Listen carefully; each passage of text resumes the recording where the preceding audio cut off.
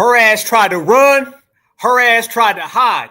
And all her ass ended up with is a black eye and deported. Just like all of their asses is getting deported.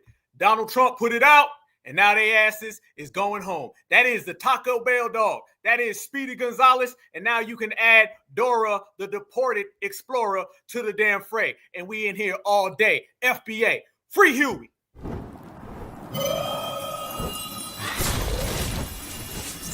Black Alpha Network. Home of Black excellence. Power to the people.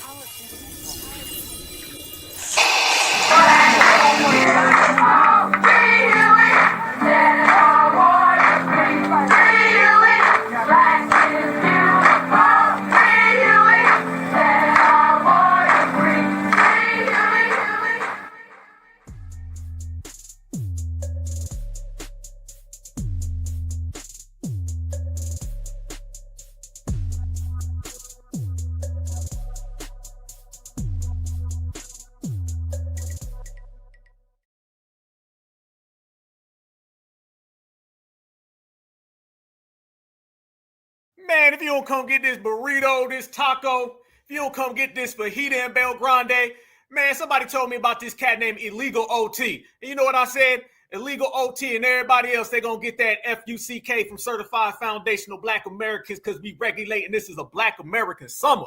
And we don't give a fuck. And you're going to find out. Certified salute, y'all. Black Alpha Network. We are here. We are live. Smash that like button and share this with everybody you know. I need all your foundational Black American friends and families in here. I want to see some grandmas in the building. Grandpa, come on down because we're going to do some regulating. We have already ended everybody's careers. We already did that. That's easy for us. Now what we're going to do, fam, is that we're going to take this a step further. We're going to put some extra emphasis on the G-checking. That's what it is. Foundational Black Americans G-checking all of these anti-Black Latinos. Yes, the hell we have. Because remember, just a few weeks ago, they were saying Black Americans, come help us. ICE is coming for us. Now they out there saying they're going to say the N-word and ain't nobody going to do nothing about it. Family, let me tell you, I got some brothers and sisters and they going to do something about it. Trust me when I tell you. So we're about to go all the way to work. I need everybody in the building to stand up. Let me know where you from. Put your area code in the chat, fam, because this is where it's at, fam. Everybody knows that there is no such thing as a black and brown coalition. There is only the black and brown no-alition. And we've been saying that for a long time.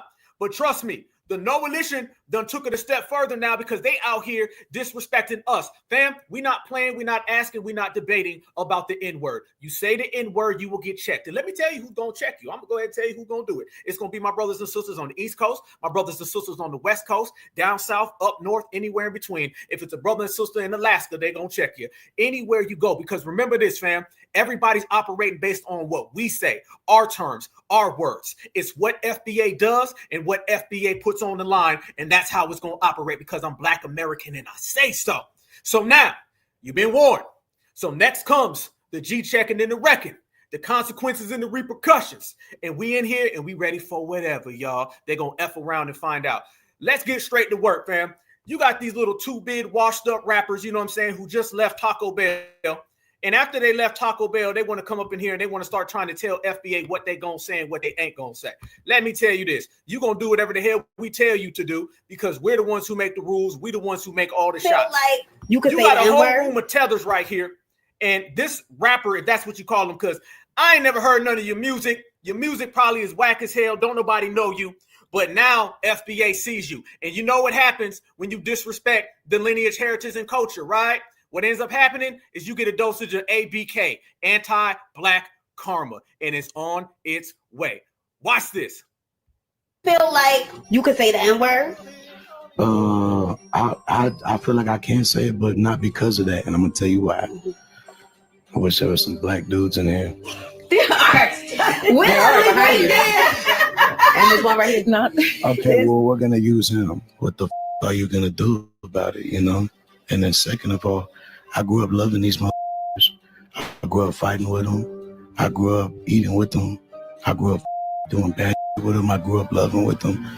You know, I got family.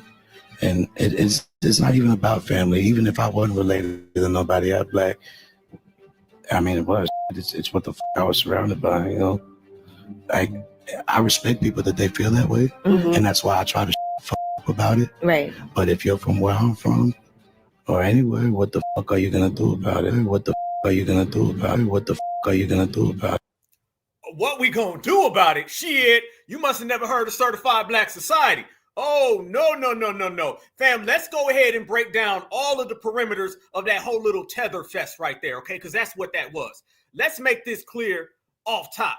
You ain't see no certified foundational Black Americans up in there. I didn't see none. There were no certified foundational Black Americans that was in there. They know what they gonna say and they know who they gonna say it around. They know how they gonna say it and the way they gonna inflex it. The way that they come around here and they want to talk about the N-word, y'all notice there's always a pattern here. It's always, you don't see no FBA there. There ain't no certified sisters up in there. I heard that was tether. All right. We all know that they tethers because only tethers allow them to say that. So they're very cautious with what they do. See, they don't mind doing this. They don't mind doing this. And they don't mind saying this when they're around a bunch of people who ain't going to give them no smoke. FBA got all the smoke and we got it however you want. Trust me when I tell you. You don't see nobody talking reckless about us. I made it clear. By the way, fam, we just got done doing the space. It did thousands of views. We're going to have that up here in a few days. And we had brothers and sisters call all the way in from different places. I jumped from the space for 3-4 hours. We're going to rock here for a few hours. And it's just going to be that FBA energy. But one thing that I know for certain is that all the brothers and sisters made it clear. You ain't saying the N-word around us. No, the hell you ain't. And we ain't scared. We ain't running. We ain't hiding. Where you at? Where you at? Come on down. We got an invitation for you to say whatever you want to say. Y'all remember Mississippi? The Mississippi beatdown?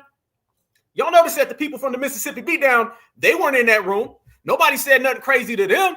So if you ain't saying nothing crazy to them, oh, then you don't really mean what you saying. And you don't really want none of that smoke now, do you? This is what we talking about this Mexican OT, okay? Original Taco. All right, so Original Taco, he started running his mouth. And notice that he said he wish some black men were around. And you don't see no brothers in there. Notice, fam, you don't see no brothers. Black dudes in here. Where right there? And this one right here is not. Okay, well, we're going to use him. What the are you going to do about it, you know? And then second of all, I grew up loving these motherfuckers. I grew up fighting with them. I grew up eating with them. I grew up doing bad with them. I grew up loving with them. You know, I got family. And it's not even about family. Even if I wasn't related to nobody, I'd be like, I mean, it was. It's what the I was surrounded by, you know? Like, I respect people that they feel that way. And that's why I try to fuck about it. Right. But if you're from where I'm from, or anywhere, what the fuck are you going to do about it? What the fuck are you going to do about it? What the fuck are you going to do about it? You know? It's like I don't went to the jungle and earned the lion's head. You know, I feel like a lot of people that are from fam, I'm still looking for the certifieds. I ain't seen not near certified in there yet. I'm still looking. He's talking about there's a guy in the back. Who? I bet it was the Jamaican or a Haitian. I guarantee you wasn't one of them certified brothers, fam. And I'm hearing word on the streets, fam, is what I'm hearing is that's the tether right there. I don't know who none of these people are, none of their weak ass podcasts. I only know what the streets tell me. And the streets tell me that these are some tethers right here. This, we all know Angela Lee when she ain't getting bent over by Gucci Man. Okay. We all understand that she's a tether. I heard that this one right here is a tether. I heard they all tethers. Fam, there ain't no certifieds in here. So they're very cautious of how they say what they say because it holds no weight. He holds a lot of weight, Mr. Original Taco. But when it comes to talking about FBA, you make sure that you don't see none. You know, I feel like a lot of people that are from descent here in New York feel that same way. The Puerto Ricans, the Dominicans. I mean, y'all just, I mean, and not even trying to justify, but y'all just got dropped off before us. But shit, y'all just got dropped off before us. Damn. And they laughing. And they laughing. Family, notice that his energy wasn't all big and mighty. Now, you go look at anything this man does, his energy's all up here. When he started talking about saying the N-word, he was looking that way. Okay, we up here. We're not on the carpet. Don't talk to the carpet. Talk to us. All right. There's no foundational Black American brothers about that business. There's no certified sisters about that business. He kept everything in house because they know better. See, fam, we're not of the time frame where we're going to sit here and say, y'all got to stop saying the N-word. No, continue to say the N-word. I want you to say the N-word. Please say the N-word because I understand things is going to get real shaky for you. Real shaky. I told y'all, this is the era of consequences and repercussions. You dish it out, family. We're going to have something in return. So he's looking all around, don't want to say nothing clear. He's just talking, and you still don't see nobody standing on no business. He talk about the brothers in there. There weren't no brothers in there because brothers would have held it down. All right. When you start talking about these anti-Black Latinos, family, you're going to see about 100 different faces. You're going to see the face of Black Americans Come Help Us when Tom Homan's on them, when Dora the Explorer is getting put in handcuffs. Then it's Black Americans Come Help Us. But whenever they get alone, they get in their little spaces, they get surrounded by tethers, then they start doing this, right? But when we walk in the room, all of this turns into this, and they get quiet. See, it's like a switch, man. It's like a remote control. FBA shows up, all that stuff goes down. We got the power to decrease somebody's volume, all right? Talking loud turn into whispers when we walk into the room. And notice, fam, he said all of that, and everybody's been on his neck. But you ain't heard nothing from him since. He been real quiet. He been on hush mode. Yeah, he been on real hush mode ever since he said that. Because he understood that he stepped out of line, he stepped out of pocket, and brothers and sisters gonna see about it. Yes, the hell we are. But fam, that ain't the only time you seen some of these people talking about, I'm gonna say it regardless. How many of y'all remember this right here? That's all it is. We from the same boat. No one's gonna pressure Fat Joe into feeling or saying anything that he loves or he believes in. No one's ever gonna do that. You get one life, and ain't nobody gonna try to pressure Fat Joe into feeling or saying anything that he loves or he believes in. No one's ever gonna do that. You get one life, and ain't nobody gonna try to tell me what to say. Looks very familiar. Oh, by the way, shout out to Fat Diddy. Shout out to you, Fat Diddy. How's those charges working for you? I'm gonna tell you who gonna tell you something. That goddamn DA gonna tell you something in them Rico charges. Shout out to you. I hope that ABK comes very smoothly. It's gonna pressure Fat Joe into feeling or saying anything that he loves or he believes in. No one's ever gonna do that. You get one life, and ain't nobody gonna try to tell me what to say. And that's funny, fam, because if y'all look right there, think about that as well. That was at the Breakfast Club again. And Angela Yee was there again. Yeah, who is a non-foundational Black American. I don't give a damn about her or none of them people. They know who they're going to say it around. Family, you're going to have certified, you're going to have counterfeit, you're going to have artificial, you're going to have authentic. You know what side we on, you know what side they're on. These people are now trying to say things out publicly that they've been saying behind closed doors for the longest. This is the result of FBA saying, we're not putting on no capes. You think it's a coincidence, fam, that they come out and they start saying all of this talk right now? Soon as FBA says you're on your own, when them ICE raids is coming to get you. See, foundational Black Americans, we easy with it. This is the results and the luxury of being non-deportable. And we ain't got to trip off nothing. All I got to do is say, all right, well, you can be deported. I can't. How's your homeland going there, original taco? Mine is going good. I'm right here loving it. And I can do anything I want to do. And you can't. See, they talk all that talk, fam, whenever they're in a safe environment. Because brothers and sisters don't play that. I'm just saying, you want to go to Alabama, they still got them folding chairs. Shout out to Alabama. You want to go to Mississippi, you want to go to Missouri, you want to go to Michigan. Where you want to go to, fam? We can stay in the M's, we can go to the A's. You want to go to the N's, you want to go to the F's, the G's. You go ahead and pick anywhere in the alphabet. I'll give you the state, and I'll tell you that FBA ain't playing them type of games with nobody. And it's a beautiful thing. And notice that his language, fam, it's real coded. It's a real coded language in the way he's talking. He's saying a lot of things, fam, that you know they wouldn't say any other time. Like this right here. Notice, fam, what he starts talking about, and watch the body language. Watch the body language. The body language is going to tell you everything. Look at Angela Yee over there, giggling and laughing the same way she was giggling and laughing when Fat Joe was saying wasn't nobody going to check him about the N-word. It's funny. They never say this around real Black Americans. It's always some radio disc jockey, but it ain't never no rider. But notice, fam, he starts throwing in all this stuff that's flaky and shaky, and he don't believe himself. I've never heard a comment said so shaky and flimsy with a person saying it don't sound like he believes it. You know why he don't believe it? Because he understands he can only say that around them people. And this one right here is not. Okay, well, we're gonna use him. What the are you gonna do about it? You know. And then second of all, okay, him. But why you turn around and start looking at the women? You say I'm gonna use him, then he's turn around and start looking at the women. He looking right there at the guy. He sees that that's the COON who ain't no friend, and then he turns right back around and starts looking back at the females. And this one right here is not. Okay, well, we're gonna use him. What the are you gonna do about it? You know. And then second of all, I grew up loving these. Look how he refers to us, y'all. He grew up loving these MFers. That's how they feel. All the folks running around here talking about the Black and Brown Coalition. We all brothers and sisters, the minorities, we putting an end to all of that. It is a Black American summer, and it's going to be hella hot. As a matter of fact, we got us a heat advisory right now. I heard it's 103 degrees in New York City. So when up north is hot as hell, you know the whole country is hot as hell. And we're going to set fire to all these people. Family, no popcorn necessary tonight. We're going to roast some tacos and some burritos, okay? We're going to roast some fajitas and some Bel Grandes tonight, and it's going to be good. So he sits there and says that, and then he turns around and he says, I always been cool with them MFers, because MFer and the N-word is how they really feel.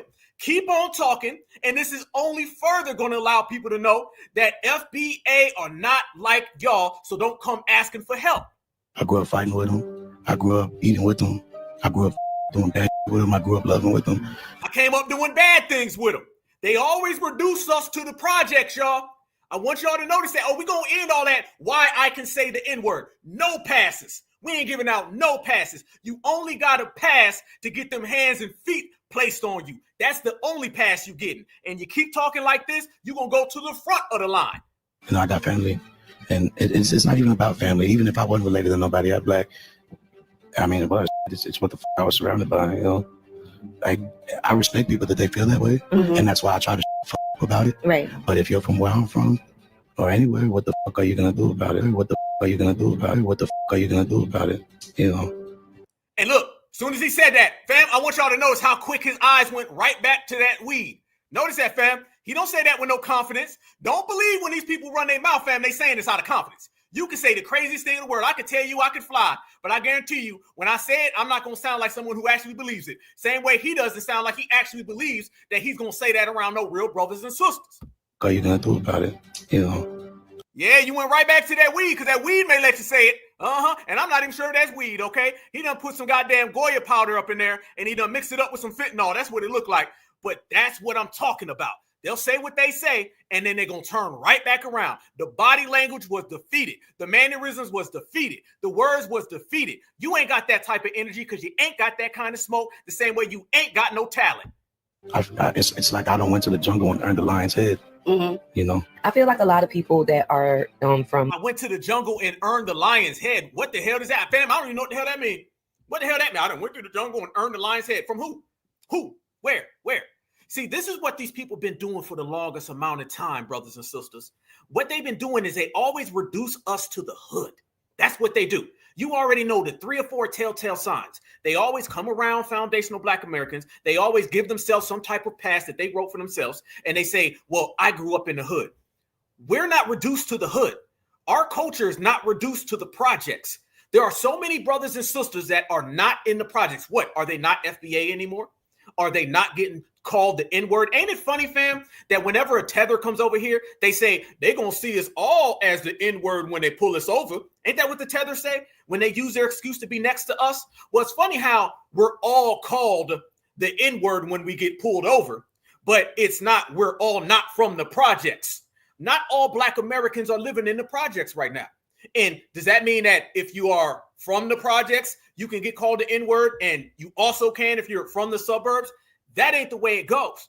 That ain't the way it goes. And by the way, there's a billion terms in your community. How come you don't use them against yourself?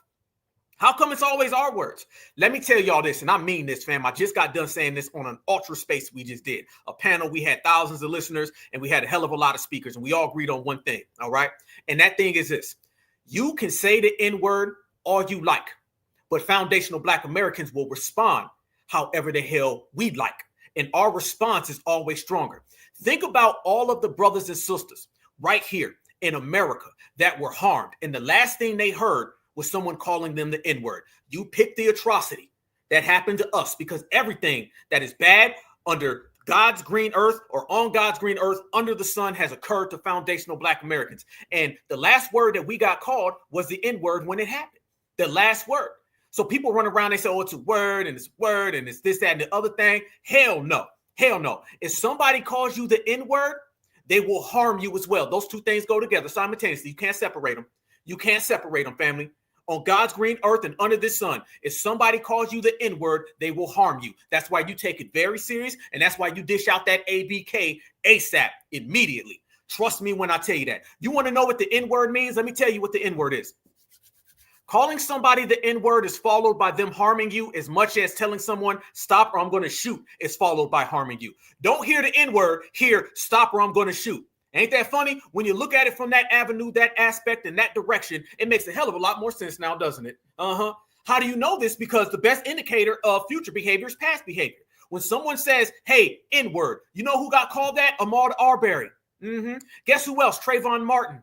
Yeah, and those are just the ones that we know about. You want to talk about Breonna Taylor, Fred Hampton, where we want to go. You want to talk about Emmett Till? Yeah. Only when it comes to foundational Black Americans and the slurs that are used towards us is it just a word. Because there's a war going on right now, and there's two different countries going at war, all right? Y'all know because I just did a thorough breakdown of it just on Sunday. One of those countries, there's a word, and they say anti-this, and if you say that anti about that group, then everybody takes it serious. Then how come everybody tells us it's just a word? If it's just a word for us, how come it ain't just a word for them? Oh, now people want to have two different sets of rules. See, they want foundational Black Americans to play by the in-laws, and I don't mean your relatives. You know what the N stands for, all right? The in-laws, and I'm not talking about your mama-in-law or your daddy-in-law. They want us to play by those rules while everybody else has a different set of rules. We ain't on that type of time. We're operating the hell we want, how we want, and functioning the way we choose to function. So the N-word is exclusive to us. Exclusive to us. I don't want to hear about no goddamn African. I don't want to hear about no Mexican. Because remember, you guys, the Africans and the Mexicans and the Jamaicans and the Haitians, they call us the N-word. Oh, yes, they do. They call us the N-word as well. Remember, we are the only people who have slurs in every single language. You name the language. I've talked to people from the Philippines. They got words for Black Americans. Obviously, Akata in different terms. And Africans call us hell. In Africa, they call us racial slurs. All throughout South America, they have racial slurs. So when we say that we're going to take it serious, it's not a matter of do they agree with us? Do they feel that we should? Should we write a pass? No, there ain't no passes. No passes are given. You can go talk to the boule. They don't exist. We made them irrelevant. You can go talk to the Black church. They'll go pray to you and for you. We made them irrelevant. It's what we say and how we say it is going to function. And family, you didn't see none of them coming out and trying to turn the tide. What you ended up seeing, family, is a hell of a lot of them people that came out and they agreed.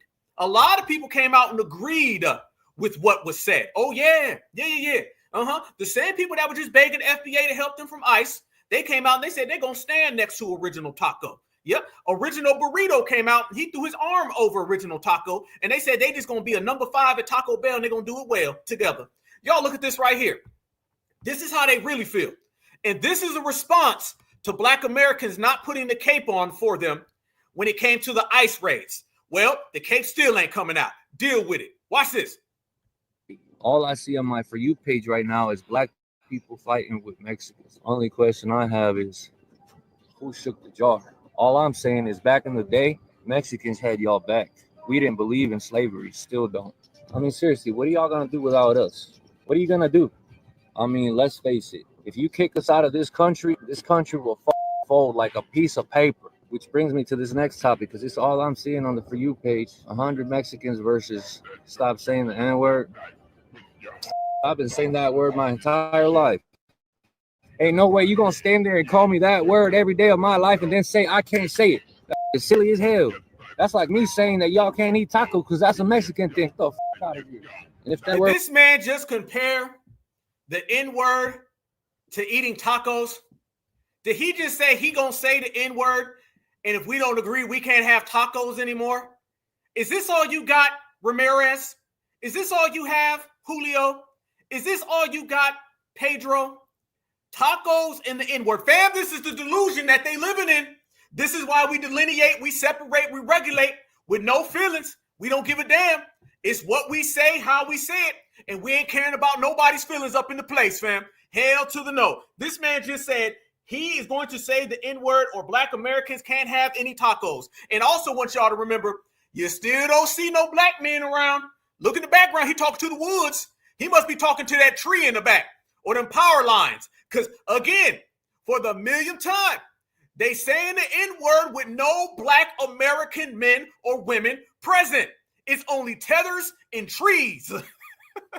If all you can say is the N-word around a tree or a tether, then you ain't got nothing. Keep your tacos, Romero's, because you ain't got that type of energy, no way.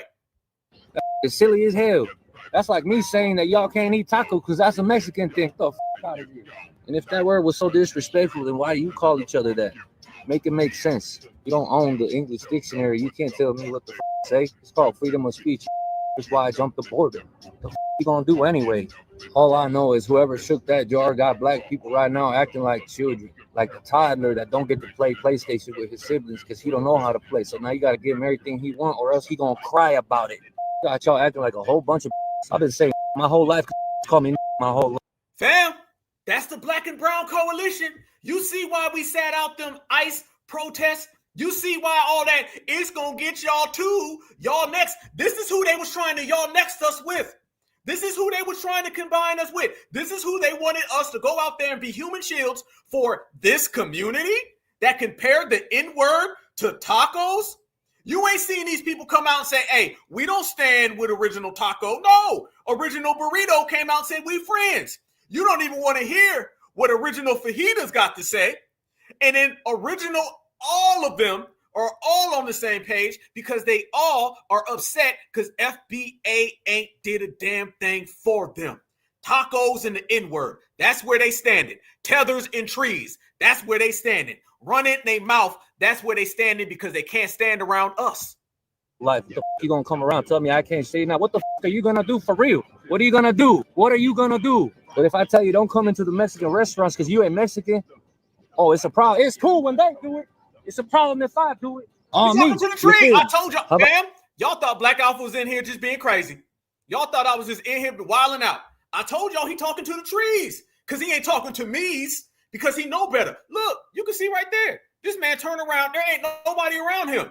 He said, they know better. Watch this. He talking to the trees. Tell me I can't say now. What the are you gonna do for real? What are you gonna do? What are you gonna do? But if I tell you don't come into the Mexican restaurants because you ain't Mexican, oh, it's a problem. It's cool when they do it.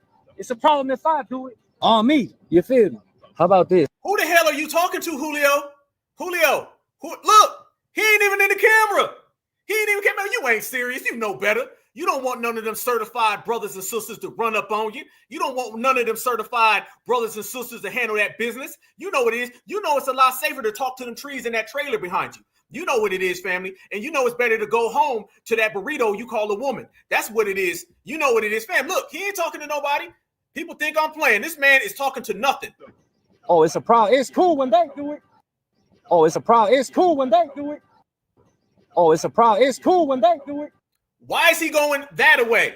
Why he going that way? Because he knows this way is problems. I told everybody, and I'm going to continue to tell it. They don't want no issues with foundational Black Americans. Never, not at all. It's a problem if I do it. On me. You feel me? How about this? How about you don't say it, we don't say it? How about you don't say it, nobody say it? You don't own the English language. The fuck you gonna do anyway? I say, the fuck I look like walking around the rest of my life acting like I'm afraid of a mother. I ain't afraid of no. You must be afraid. But I'm going to tell you what you're going to do. You're going to talk to that goddamn tree behind you because you know not to talk to us. Let me tell you how it goes, family. And I came to this conclusion a long time ago. Let me make this crystal clear. I need the family to feel me right now. Being Black, okay, the only real Black people, okay, being Black, it may not help you get a job. It may not get you a loan. It may not get you access. But let me tell you where being Black definitely has its benefits. Being Black helps you keep everybody away because they don't want no goddamn problems. That's what it is. You may not get that loan, but they won't run up on you. You may not get that access, but they won't run up on you. You may not get that job, but I guarantee you they won't start nothing with you. I promise you that. Nobody out there is punking foundational Black Americans. They don't want our sisters to give him that smoke. He knows what it is. He know what it is. His mama know what it is. Okay. That's why I told you he's gonna go home to that burrito he call a woman. All right. That's what he gonna talk to them trees. All right. But you can't talk to us over here. And brothers and sisters, we done came out in droves. Oh man, family. If you think that we ain't on code, you think we ain't certified, you got another thing coming. Brothers and sisters all throughout the nation, all the 50 states showed up and showed out and said, oh, word, that's what it is. See, this generation has had about 3 or 4 significant moments. 3 or 4 significant moments. I'm going to tell you what they are. First off, I think you can plug it back to, I'll say Hidden Colors. Then I can say the rallies for reparations, both of them, one of the ones I spoke at. I also would say when me and my brother Marcel went down there to South Carolina, we ran up on Kamala, we ran the Palestinians up out of there. And also the Alabama brawl. Yeah. And then the Mississippi beatdown. And these things are out there settling all of the issues. So now everybody's saying, wait a minute. This ain't Selma. See, back in the old days, think about the monumental moments for each generation. What was the monumental moment? Selma? Fam, you can't compare Selma to the Alabama brawl, the Alabama River brawl. Fam, one person got hit with a billy club and thanked the billy club. Shout out to John Lewis. And the other folks was swinging rocking chairs and folding chairs. There's a big difference between the two. You can't compare those two. No. So I want you to look at how they were operating and how we're operating, how they're rocking and how we're rocking. Two different time zones, right, fam? Well, let me tell you some real energy that Original Taco don't want to talk about, but we're going to talk about it. Brothers and sisters showed up, showed out, and they let the world know. This generation is different. Why? It's because we ain't playing with you. Let's go to work. I got to keep it a bean. The last few weeks, this black fatigue stuff has been weighing heavy on a lot of these races. Now I'm seeing a lot of Latinos, Hispanics want a lot of support now. Where the black people at, where the black folks to help us out. I don't know what black fatigue was just a buzzword, and y'all needing some help. Y'all looking at that. OT should have got packed out real quick when he said that. Real quick. This basically said, "Who's gonna stop me?" And nobody did. This is why these are disrespectful as because we let them talk to us in our presence like that and we don't do about it. Y'all should have packed him out the moment he said, "Who's gonna do something about it?" Instant. I should have just heard the pause. I should have heard them skibbity paps. I should have heard this as soon as he said that. I told y'all months ago about that fat saying the N-word. And for him to sit up there and disrespect those black women and whatever black men was at that podcast talking about who gonna do anything about it? I grew up loving them, fighting them. I grew up doing this and doing that. I mean, who's gonna do something about it? Don't let him make y'all think y'all can be in Texas saying that shit around any real niggas, because you cannot. That OT, if you ever call me the N-word, I will literally handle you. You are disrespectful, big back, bean burrito looking. No one would ever. Whoa, they pissed off everybody. Fam, we done mounted up regulator style. Yeah, I thought they said foundational black Americans weren't standing together. I thought they said foundational black Americans was going to fall back. People of color. This don't look like the people of color. This looks like certified black society. Watch what this man said. This man said, he pulled out the, "you would never." You know when black folks cut off halfway? And then we just get to the final word, and the final word is the final statement. You know we pissed off. Oh, they didn't think that would happen. That's why you ain't seen Original Taco. You ain't heard from Original Taco. He done took his ass back to Taco Bell. He done hid underneath the goddamn counter where all the Dorito and Tortito chips are. He jumped in somewhere in the middle because we ain't playing. OT, if you ever call me the N-word, I will literally handle you. You are disrespectful, big back, bean burrito looking. You are disrespectful, big back, bean burrito looking. No one would ever. What he said and how he said it, the context, and the delivery of how he said it. Stand up. Okay, we're gonna watch on TikTok some black men checking you that OT, and when they do, and they put it on film, it should be shared for all to see. You ain't got no music. You ain't got nothing going on for yourself. So you think you can go viral by calling black people the N-word? You get mad? I don't even use it. You better not ever call me one.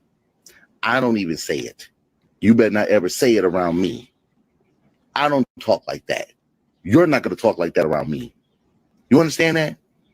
And then you know what? All the people that... Fam, notice...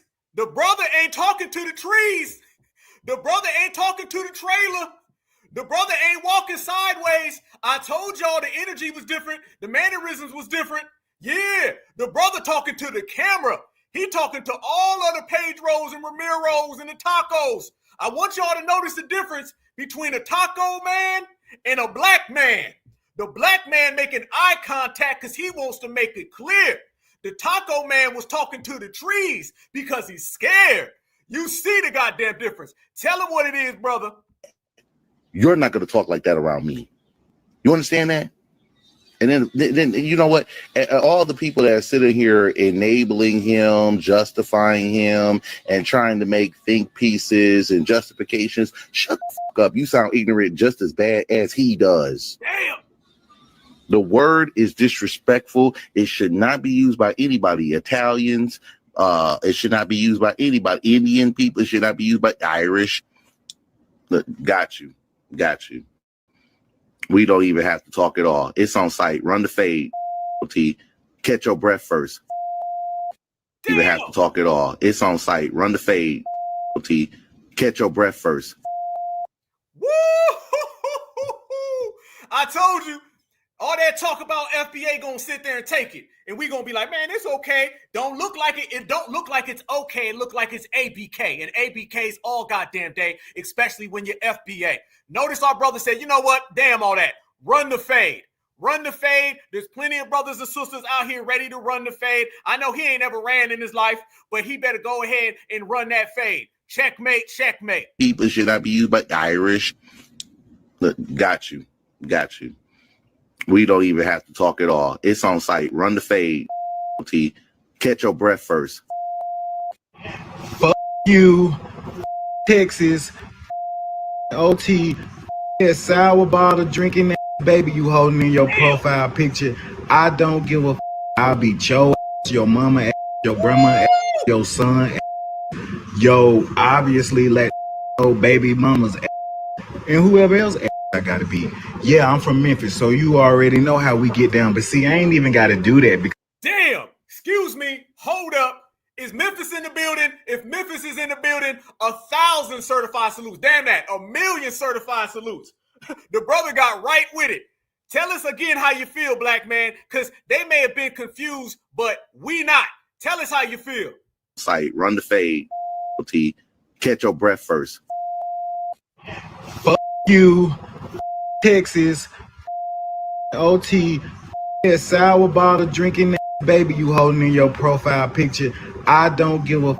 I'll beat your ass, your mama ass, your grandma ass, your son ass, yo, obviously let old baby mama's ass, and whoever else ass I gotta be.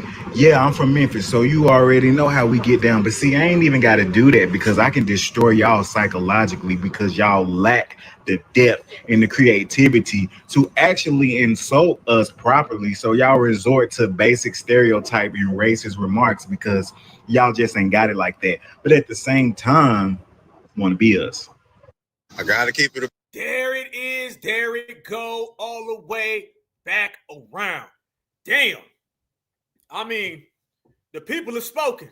Yeah, the people made it real clear. Yeah, y'all heard that right there. Oh boy came out when he said, F your mama, F the burrito, F the taco. He said, F the baby. You know, we ain't playing. Anybody can get it. Anybody can get it, you guys. And that's the type of time that we on, and that's where we standing with it.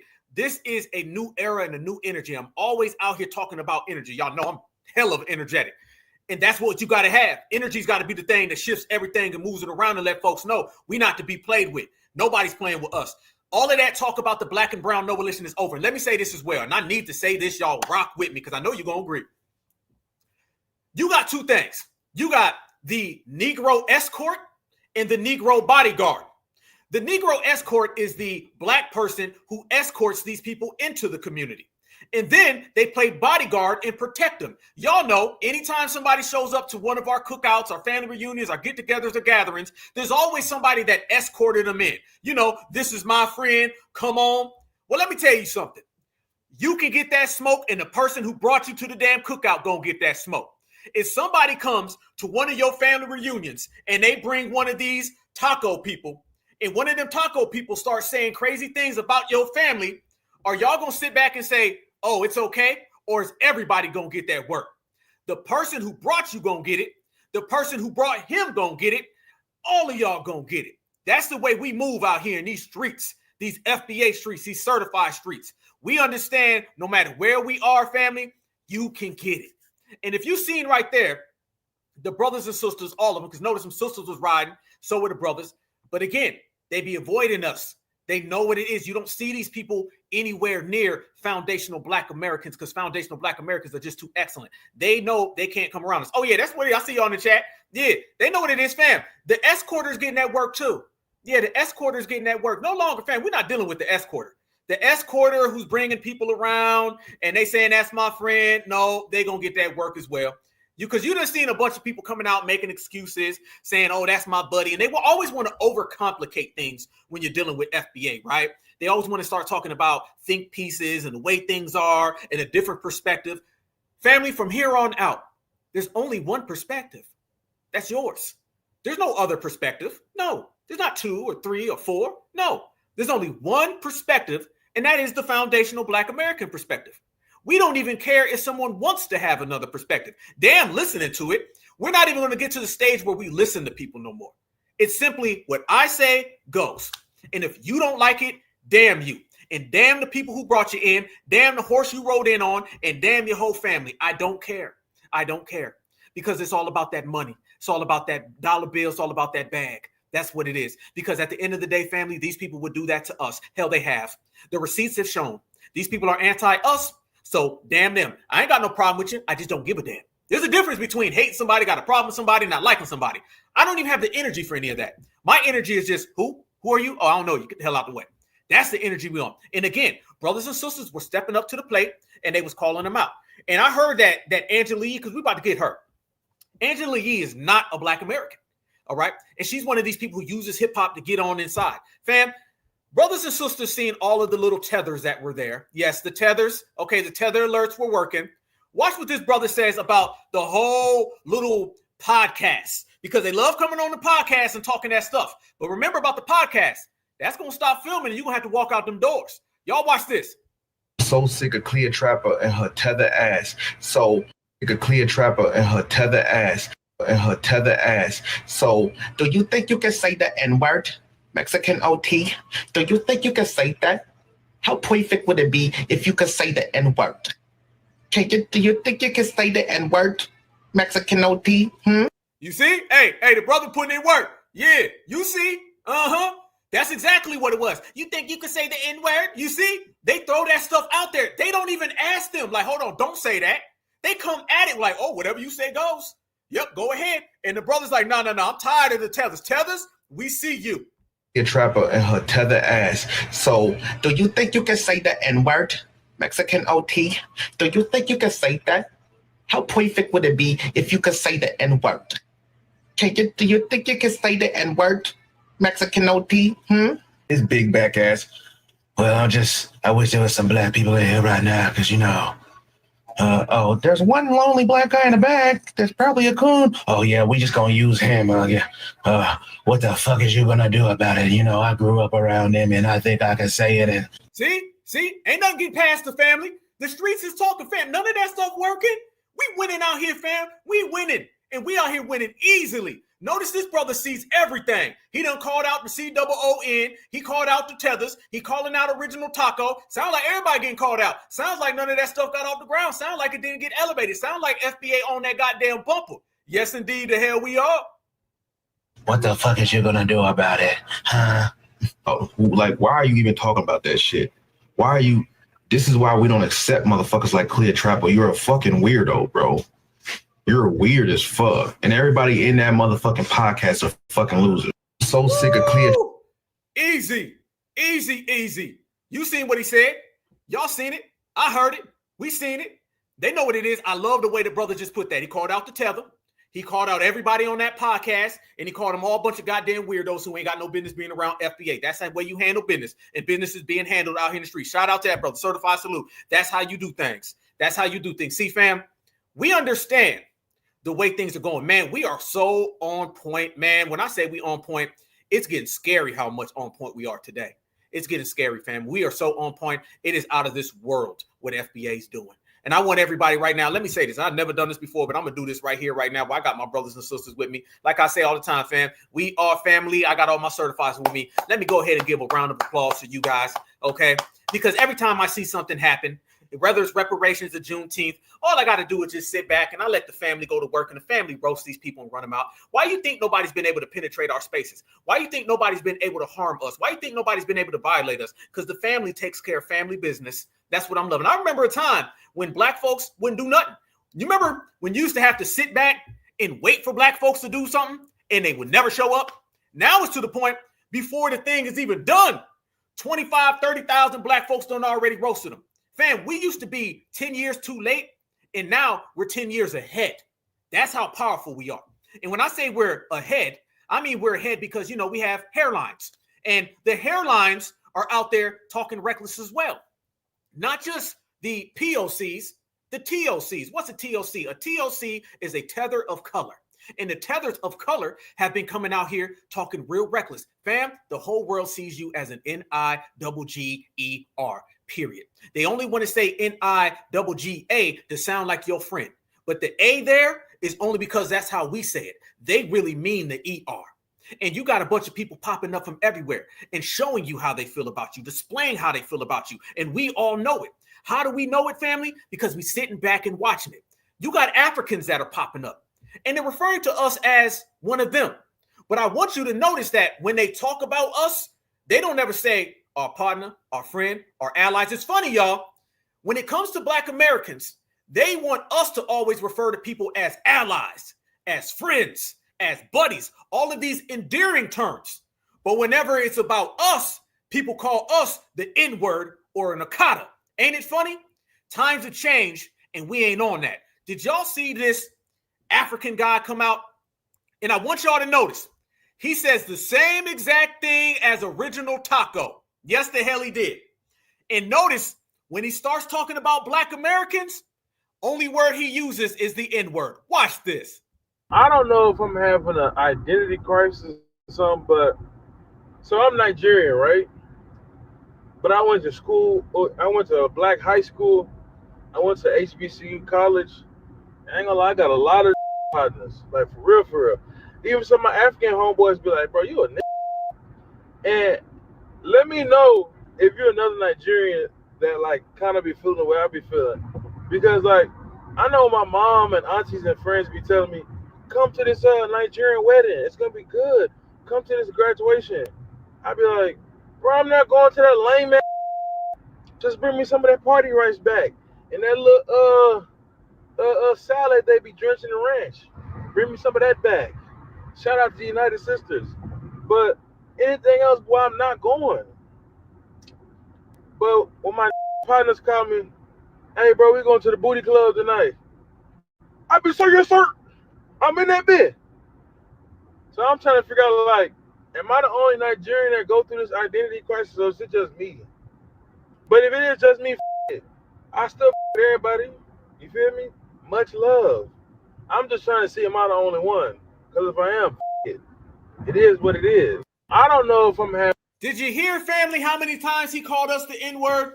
And yes, you do have an identity crisis. In your head, you think you have a hairline, but the mirror says otherwise. Yes. Notice, y'all, he don't say that about the Africans.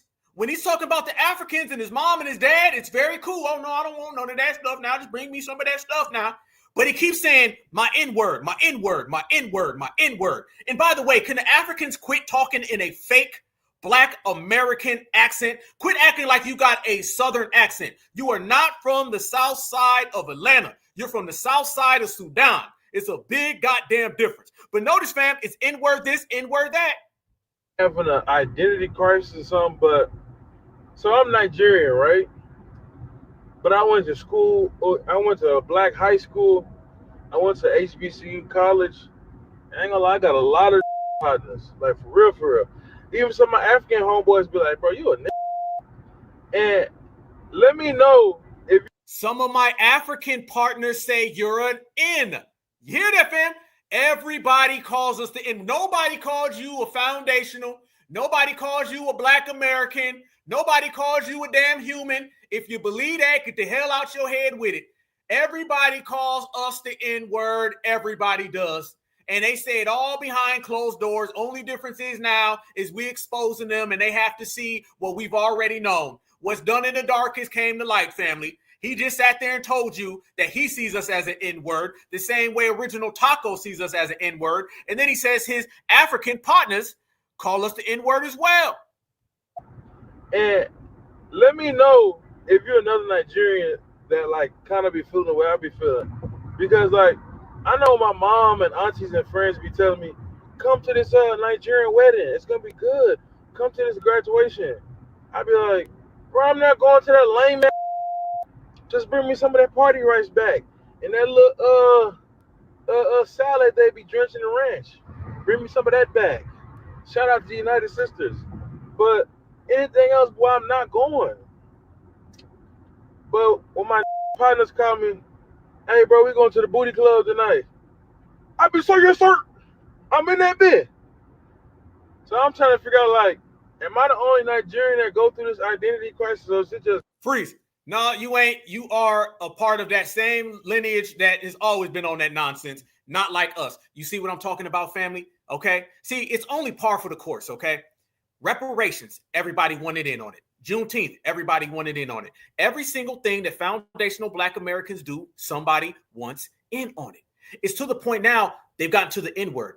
People are out here openly trying to say that the N-word is about them. That's what they're saying now, fam. They out there saying, well, the N-word is really about us and everything. I showed something the other day to everybody out here. You guys were pretty much the main ones who seen it. Nobody's seen it before this. Let me show you guys something right here. These people want everything that you do because they want to be you. Yes, indeed. And it's to the point where individuals are trying to say that the N-word was not meant for Black Americans. So you got people who want to call us the N-word, and then you got people who want to tether onto the N-word. Look at this. I showed y'all all the way a few days ago. Did y'all see this $5 Tonto? And he says the N-word and its history with Native Americans and African Americans. Now, everybody, for those who didn't see the broadcast, now the $5 Indians are claiming ownership over the N-word. Yes, they are. Now the $5 Tontos are saying that the N-word was not about Black Americans. It was about the $5 Pocahontases. I'm not lying. Watch this. Native Americans were also referred to as the N-word in this country. Anyone that was non-white was the N-word. I am Lakota. They called us plain Indians the prairie N-words. And it's a sad, fucked up history. No human being was ever an N in this country, ever. They put this speech on Native Americans as well as the Black community in this country to dehumanize and make derogatory statements to us as psychological warfare. That is what that is. In my honest opinion and in my belief system, no human being was ever that, ever. Native American. Bam. Notice he said as well as Black Americans. He just threw us to the side like, oh yeah, they call Black Americans that. Now they want the N-word. They want Juneteenth. They want reparations. They want hip hop. Now they're trying to colonize the N-word, family. The same thing that they call us. Damn. Humanize and make derogatory statements to us as psychological warfare. That is what that is. In my honest opinion, was ever an N in this country, ever. They put this speech on Native Americans as well as the Black community, Americans as well as the Black community, Americans as well as the Black community in this country to dehumanize and make derogatory statements to us as psychological warfare. That is what that is. In my honest opinion and in my belief system, no human being was ever that, ever. Native American and African American solidarity within American history is largely preserved through written accounts of oral history from the actual people present from these times who passed it along through their bloodlines. A lot of this history, the good, the bad, the great, the ugly, is largely erased by design. How did you guys not know that Native Americans were called the N-word historically in this country too? Even by the Black Buffalo Soldiers who were newly freed people from the slave trade and joined. Y'all heard that? Y'all heard that? Now there's this whole thing about Beyonce and the Buffalo Soldiers. We're going to talk about that. Let's go. From the slave trade and joined the cavalry to work historically in this country too. Even by the Black Buffalo Soldiers who were newly freed people from the slave trade and joined the cavalry to go ethnically cleanse America. And they called Native Americans the N-words and vice versa from all different communities. There you go, fam. Whoo, it's getting crazy out here in this world today.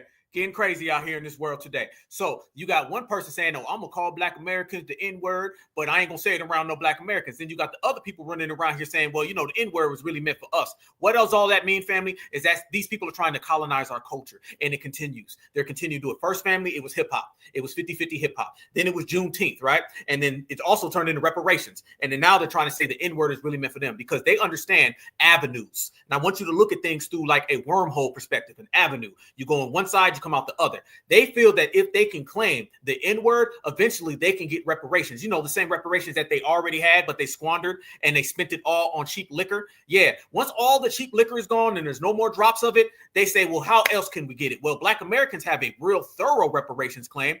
Somehow we should get in on that. Oh, I got an idea. Let's say that the N-word was us. Let me tell you who's really getting called the N-word. It was the real foundational Black American Indians. That's what it really was, family. Okay? It wasn't them. It wasn't them. It was foundational Black Americans, the originals. That's the ones that they were calling the N-word. How do you know this? Is because when you're talking about the Seminole Wars, Andrew Jackson, when he went down to Florida to go fight Florida and Georgia, and that's why Jacksonville is named after Andrew Jackson. When he went down there, he came back up because they were told him that he was going against the Red Indians. He came back and said, these is Negroes. These are Black people.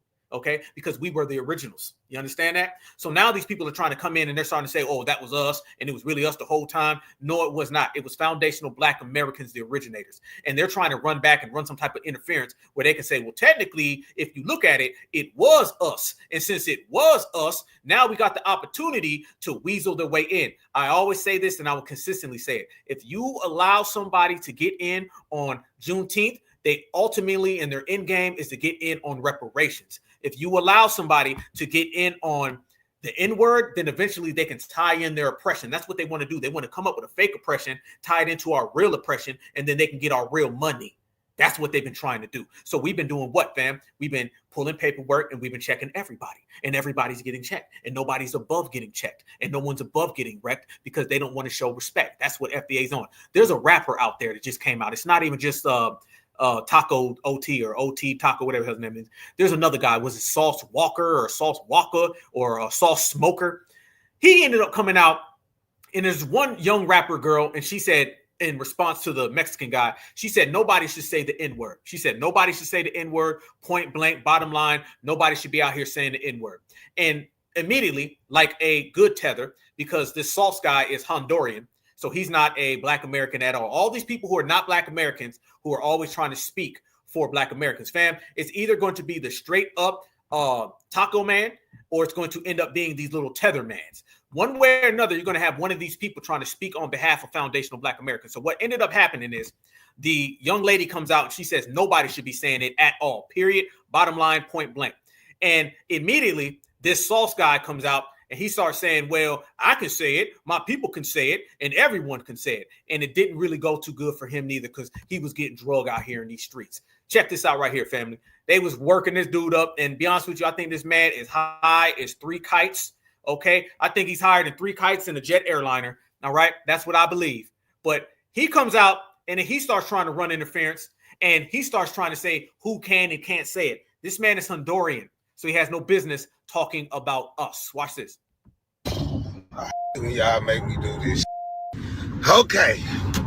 Y'all dumbass are so dumb and brainwashed that y'all believe that racism is words instead of actions. Are you dumb? Let me teach you dumb what racism is in America. Racism, what do now? Hey, man, you can't come to my hood because you ain't from this hood. You can't hustle on my block because you ain't from this block. Oh, you rubbed the wrong color. You ain't this. You can't come do this and that. In about 2 miles, take exit 2D on the left to merge onto I-395 opportunity from him. I'm going to rob him. I'm going to kill him. Because I don't want this to be in my area. That's what they used to do to niggas. They didn't do that to N-words. They did that to Black Americans who are human beings. I want you guys to notice again how everything historically in any type of perspective is always referencing us as the N-word. They never call us anything other than that. That's it. See the difference between Black Americans and everybody else? If we say, what up, my N-word, we also going to say my brother, my sister. We going to call you by name. 10 times out of 10, they're always calling us the N-word. And they're only using the A around us because it sounds cool. They really want to say the ER. And by the way, he keeps talking about what they used to do. You weren't even here because you are not a Black American. You are a tether man. And the tether man is doing all he can.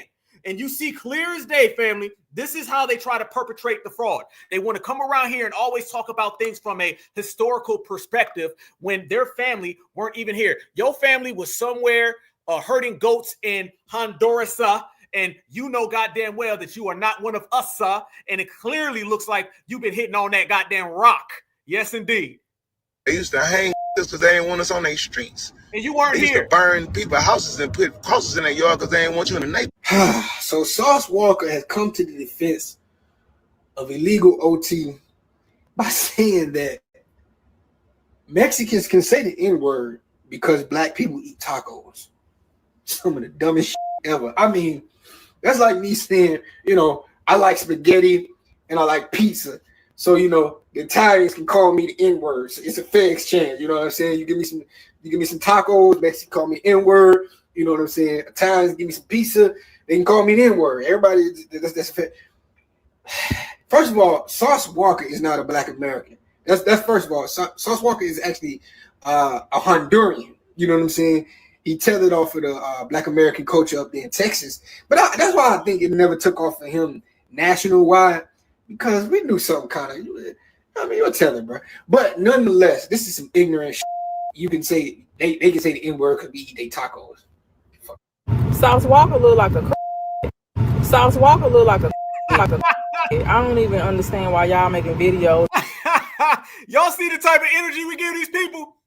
It's easy. It's easy. Brothers and sisters ain't falling out. We laughing. You're telling, bro. But nonetheless, this is some ignorant shit. You can say, they can say the N-word because we eat their tacos. Sauce Walker look like a Sauce Walker look like a I don't even understand why y'all making videos about anything that he thinks about. Ain't he date white women? There you go, family. There you go. There you go right there. You see, he already got it right there. I heard he was lighting it up. I heard he was out there getting fried. That's what we saying, family. These are the best that these people have. This is all you got. I mean, goddamn. These tellers need to step their game up because these tellers right here is easy work. He over there with that goddamn pipe getting sandblasted tonight, and he ain't worrying about what foundational Black Americans are doing. He worrying about that damn fentanyl. Look at him. That man got the pipe every day. Easy, too easy. This is what happens when you FBA. Absolutely, it's all. You can see clear as day. All of these individuals, fam, they all got the same exact angle. They all come from the same exact perspective. And they have no careers. They not popping. FBA regulating them. And then they all go running hot. And that's how it basically falls out, crashes out for everyone. And that's a good damn thing. See, I remember back in the old days, family, when they used to try to debate Black folks about the N-word. Y'all remember that? You remember that? A lot of this, fam, we also got to talk about the Boule. The Boule were one of the main people back in the day, and they were always out there trying to forgive and make excuses. And they were saying how everything is everything and we should be all on one page. Because what it really was, fam, they were trying to make excuses for other people to say the N-word. Because those other people that they were trying to get to say the N-word, those typically were the folks that were plugged in with the Democratic Party. So I want everybody to understand there's going to be two things that are always going to occur. FBA and the grassroots, we're going to stand on business. Everything belongs to us. Whatever we say goes. Reparations is going to come because of the grassroots. All right. And anti-Black American hate crime protection is going to come because of the grassroots. Protecting Juneteenth is going to come because of us. Every single thing is in the hands of us. If we're not here, we crash out. How do you know? It's because when the grassroots wasn't strong enough, you've seen a lot of these things fester. So the reason why we're out here gatekeeping things like the N-word and all the smoke and energy that we're giving to these people is so powerful and so immaculate is because we have been letting everyone know that line has been drawn. You're going to pick a side. All right. You're going to pick a side or that side's going to pick you. And you don't want neither one of them to happen. But you always know they're going to send out some people trying to make things very nice. And I want the brothers and sisters right now to understand this. They want to disarm you. Anyone telling you to be nice is trying to disarm you. They don't care about morality. They don't care about ethics. They don't care about friends. They just want you to be disarmed. Because if they can keep you disarmed and they can keep you subdued, the next thing you know, they can get away with everything. So, you know, they send out a bunch of brothers and tethers and hoppers and fleers, just a whole plethora of different people to try to get foundational Black Americans to fall back, to try to get us to let these people come on in, right? You know that every time you turn around, there's going to be the videos of, that's your friend, let them talk. Listen to all of these asinine reasons why these boule people, and I think this guy's a tether as well, because his hair is supposed to be twisting, but it's turning. He comes out as well as others. And family, listen to every excuse they have. And I'm going to ask y'all a question before I play this video. Is anybody trying to get you to get off of Mexican OT's bumper going to work? Is anybody going to shame you from gatekeeping the N-word? Is anybody going to stop you from gatekeeping your pride and dignity? I'll let you roll in with the answers while I let the babble commence. That was love, bro. I don't know what the y'all not understanding about that. He's basically saying, he beat my ass for saying just a word. Beat my ass for saying a word. Look how you're gonna look taking action on a man for saying that word. Who the do you think you are? We black, but we not that damn powerful to stop a from saying something that society created. Y'all gotta make it make sense and will stop getting offended and in your feelings. That's not an attachment. That's not even a feeling that we possess. It was borrowed from seeing other weak motherfuckers do it. Stop being weak, bro. Stop reacting to simple ass. That boy said one simple thing, do something about it. What the fuck? Like y'all mad at that? I can go on and on about this. See, y'all not from Texas. We from Texas. If you're not from Texas and Cali, once again, I made another video about this that went hella viral. If you're not from Texas or Cali, where the Mexico borders actually touch these states in America, what the fuck up, bro? Don't say nothing, especially if you're from up north. We cut y'all off last year for playing games just like this. Fam, that's a tether. That's a tether. That's a tether all the way. Fam, you're starting to see this thing where tethers are trying to sow divisions between the North and the South. Okay, absolutely. That guy looks like a Haitian. You absolutely right, JP. Absolutely. Absolutely. And you know it's a tether when they start saying the North and the South aren't the same. You know damn well it's a tether. Black Americans, we're not on that type of time. Hell no. This man said we cut the North off a year ago. What? This is a damn Haitian. This is a Haitian, everybody. Viral. If you're not from Texas or Cali, where the Mexico borders actually touch these states in America, what the fuck up, bro? Don't say nothing, especially if you're from up north. We cut y'all off last year for playing games just like this. North, keep your mouth shut. If you're not from the southern hemisphere, just gonna be quiet, bro. Tone it down because y'all are a different breed of black folks, bro. Y'all been on this train. I got 36 bullets in Luke, and I'm ready to unload the clip. Showing your grill. Now you're mad at him because he said that it is okay for him to say the N-word. And what anybody gonna do about it? Wait. Did that man say that the North and the South are different breeds of black people? Family, this is tether talk. This is that tribalism. He really means his village. See, they say that your village is different than my village. What? Last year for playing games just like this. North, keep your mouth shut. If you're not from the southern hemisphere, just gonna be quiet, bro. Tone it down because y'all are a different breed of black folks, bro. Y'all been on this train. Oh, hell no. I'm from the South, and what? I'm from the South, and I don't agree with you, partner. Hell no. That's a damn tether. I'm telling y'all, these tethers are always in our business. And yes, what's up with the tethers and the nose rings? What's up with all these people? Watch this man and his goddamn excuses. And we said, hey, that is our word. That's what you sound like telling the man that he can't say it. You telling this man that he can't say something that we did not create. The word was created as an insult. And the fact that everybody's saying, hey, you're saying the N-word and I'll do something about it. And you're angry about a word that was meant to disrespect you? Really? But then turn around here, guess what? We can say it because it's our word. It's not. The Mexican OT situation. I just want to speak on this because I see a lot of brothers and sisters are, in an uproar. And, they are.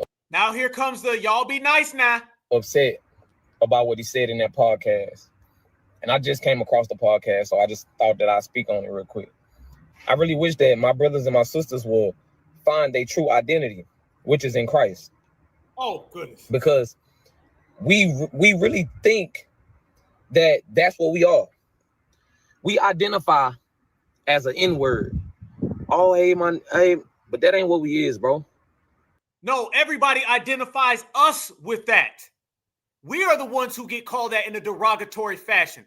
Fam, you already heard the tether who said it's love. Then you seen the other guy saying, what about rap music? Now you hear this guy talking about the law. The law says don't do it now. So when we find out who he is in Christ, bro, when I came to Christ, I don't even have a problem with people saying the N-word. I don't care. I don't care. That ain't who I am. I don't identify as a N-word no more. You know? And you shouldn't either. Because that's not what we is. That's never what we was. You know? They tricked us and deceived us into thinking that's what we were. That we was low. That we was beneath everybody. But in our reality, we never was. So when these people are going around here saying this word, let them say it. What? It ain't our word. There you go. That's what he really wants to say. Y'all heard it. Let him say it. See? He said all of that to say what? Let him say it. I'm telling y'all, they come up with all these little trick ways of saying, let him continue. And you shouldn't either. Because that's not what we is. That's never what we was. You know? They tricked us and deceived us into thinking that's what we were. That we was low. That we was beneath everybody. But in our reality, we never was.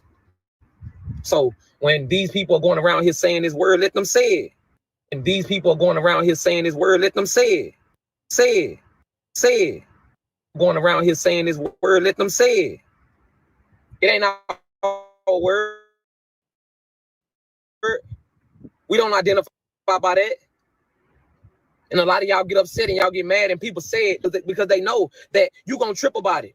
They know you're going to get upset. They know you're going to get angry. They know you're going to risk it all. They know they can trick you out of your spot just by saying a word.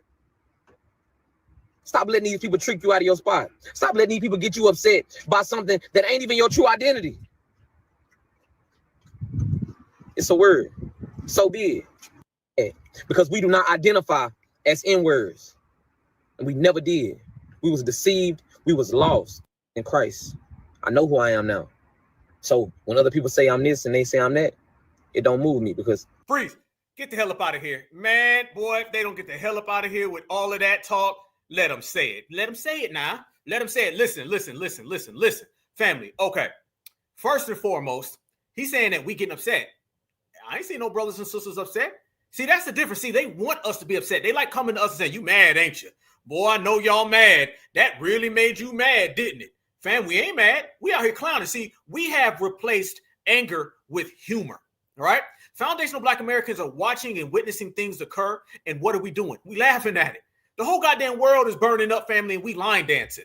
They don't really like FBA being humorous and being on comedy and laughing at people. They don't really like that. See, what they want us to do is be mad.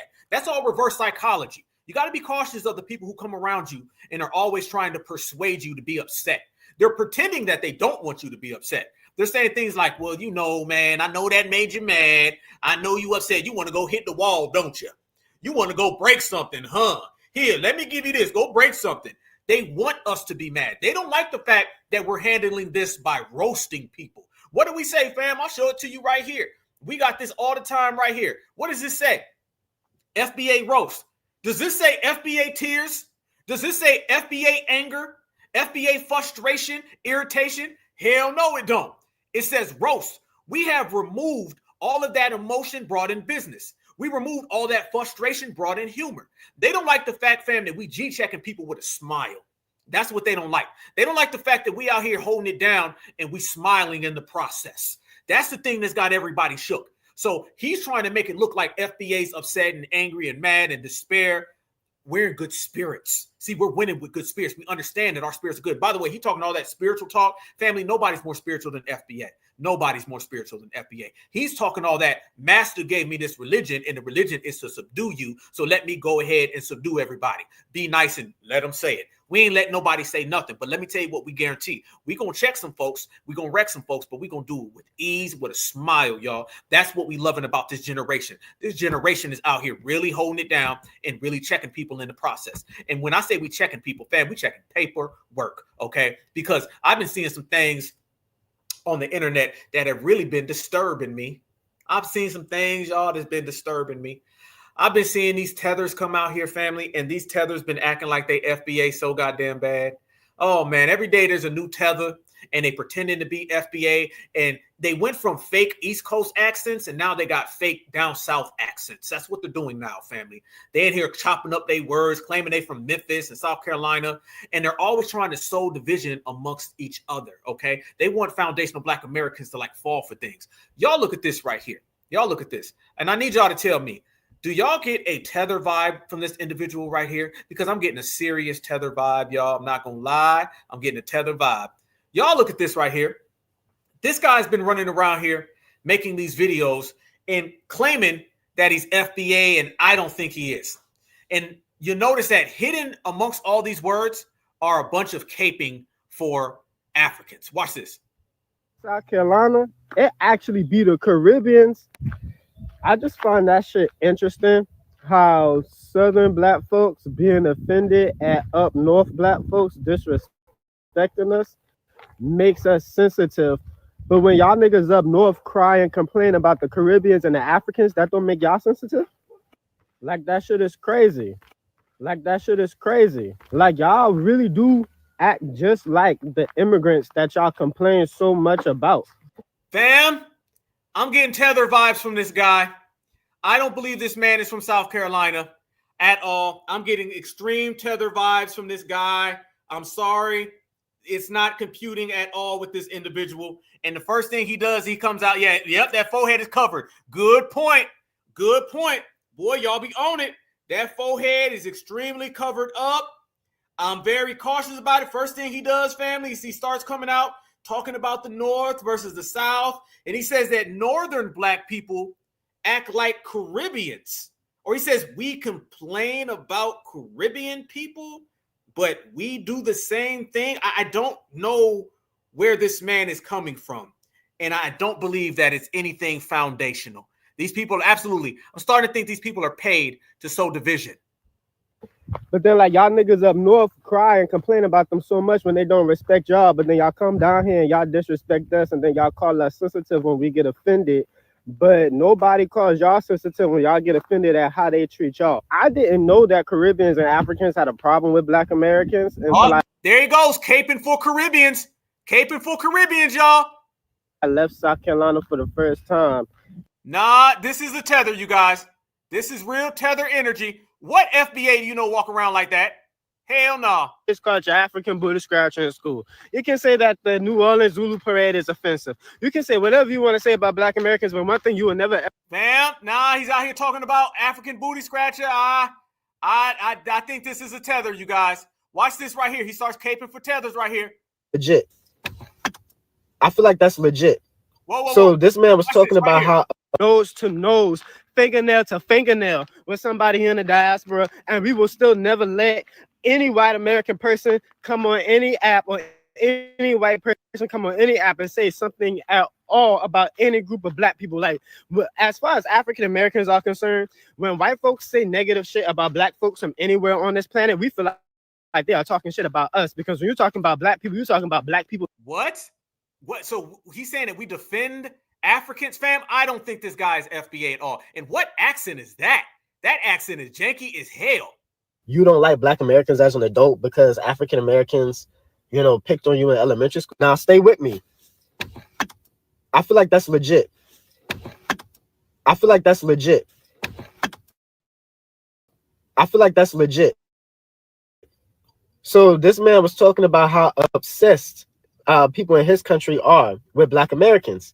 So let's say, imagine you grew up in a country in Africa, and you know, you grew up in a country where there's nothing but Black people around you, but a lot of the Black people around you live in like oppressive situations where like the Europeans have come and they have scrambled for Africa, and what they left behind was squabbage that the people are still fighting to get through. And you turn on your TV and you see all of this black greatness on TV from these black people who are from America. You see them on your television, you hear them on your radio, you follow all of their trends, you follow all of their styles, and then you learn about them in history books.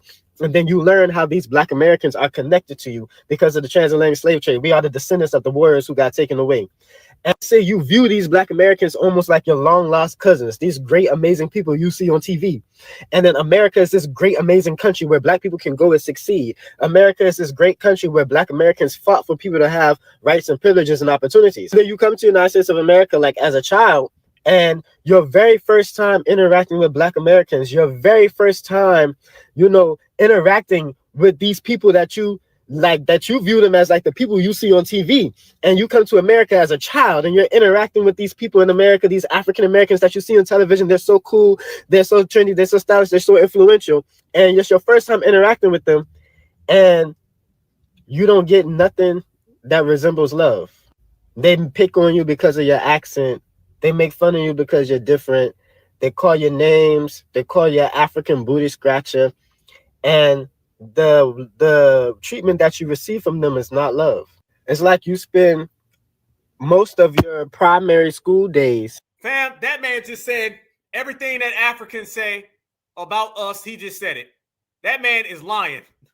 Fam, you heard that, right? Y'all heard that? That man just basically said, first off, he called us descendants of Africans. Okay. Then he turned around and he said, well, when they come over here, they ended up getting, you know, upset because we call them names. That accent is terrible. A terrible accent. That right there is a tether. We're not even gonna play no games. That's a tether. And you know it's a tether as soon as they start coming out there and they start using that type of language about the North versus the South. Everybody has to remember this, and we say this all the time, is that almost all of the modern issues amongst the East Coast, the West Coast, down South, and up North is all about tethers. Tethers started the East Coast, West Coast issue between Tupac and everybody else. Biggie was a Jamaican. I mean, it is what it is. So we understand that these tethers, they always try to push their tribalism onto foundational Black Americans. And they're upset that we don't get on that type of energy. That's what they do. So we're not really pushing that way. So we're watching all those. Yeah, that guy's Caribbean. That accent was horrible. And that's the new wave. They're out here trying to use these fake Atlanta accents, South Carolina accents. That's what they try to do. And you got more of those tethers that have been popping up. Y'all remember I pulled the card on this one the other day. I want y'all to notice, ever since I pulled the card on this one the other day, a lot of brothers and sisters been popping up checking this individual. Y'all look at this right here. Look at this person. This is a tether. I don't care what anybody says. This is a tether. I believe this is a Haitian as well. Straight up and down. And she was the one running out there going out her way to say we need to put on the capes for the immigrants. And then afterwards, I went to her TikTok and brothers and sisters were roasting her. Yes, they were. And they were saying, I don't think you're really a Black American. So she went out her way to say, yes, I am. I am a Black American. Family, that's another Haitian. That's another Haitian right there. That woman is not a Black American. She does not have Black American energy. She does not have Black American lingo. This is a clear as day Haitian. Watch this. What I'm reading from this comment is that I should start calling myself a foundational Black American. Hi, I was born in America. My parents were born in America. I am apparently a foundational Black American. I will say, though, that I do believe that Black immigrants are part of the Black community. And I will never go out of my way to exclude Black immigrants from the Black community. But I am a foundational Black American, apparently, because... Fam, no, she's not. She's not a Black American. Notice, fam, she said she was born in America. We never use that terminology. We don't never, I was born in America. Family, no. Grandma was, grandma's grandma. We don't take time to talk about how we were born in America. No, duh, we were born in America. Our whole bloodline is from America. Notice that she talks about being born in America, but she doesn't give any details. This is telling. From this comment is that I should start calling myself a foundational Black American. Hi, I was born in America. My parents were born in America. I am apparently a foundational Black American. I will say, though, that I do believe that Black immigrants are part of the Black community. And I will never go out of my way to exclude Black immigrants from the Black community. But I am a foundational Black American, apparently, because I am the descendant of slaves. So glad No, to you're be not. No, that ain't no goddamn Black American. Family, this is not a Black American. No, you ain't no descendant of slaves. No, you're not. No, maybe slaves in Haiti, but damn sure not slaves here in the United States of America. new member of the FBA community. Thank you so much for the invitation. I'm so happy to be here.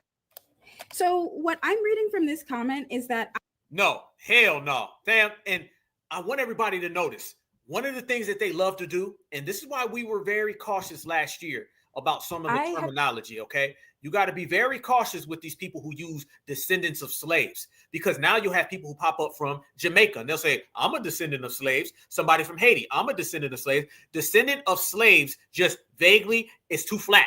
It's too flat. You got to say foundational Black American freedmen. That is exclusive to here, the United States. If you're not talking United States, then that could apply to anybody. So she's trying to use that and say, well, I'm a descendant of slaves in Haiti, okay, in the Barbados, but definitely not right here in the United States. That right there, family, is clear a damn tether. Look at that. That's tether all damn day. I've been getting a number of comments that are using this phrase FBA.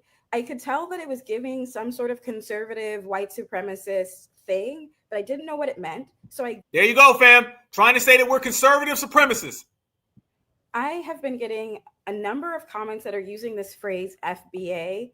I could tell that it was giving some sort of conservative white supremacist thing, but I didn't know what it meant. So I Googled it. Here's what FBA means, in case you were curious. This is, I'm going to read from an article that I found online by the New Georgia Project Action Fund titled, Are You the Ops or Nah? Right-wing disinformation within the reparationist movement. The abstract says, foundational Black Americans, FBA, have been a rising trend within online spaces, particularly due to their hardline stances on a myriad of social issues and their tactics that potentially result in disengaging Black Americans from the voting process. Sit with that.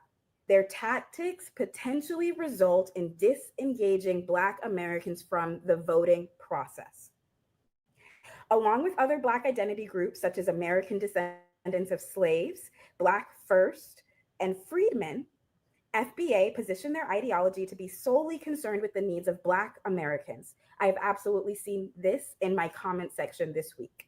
A ton of supposedly Black people, and I do believe that some of them are actually Black, ton of Black people in my comments talking about FBA. And I thought that they were saying, I thought that meant, honestly, thought it meant foreign born or first born American. Like, I couldn't figure it out. So notice, fam, when she seen FBA, the first thing she thought of was foreign born. You heard what she just said? First thing she thought when she seen FBA was foreign born.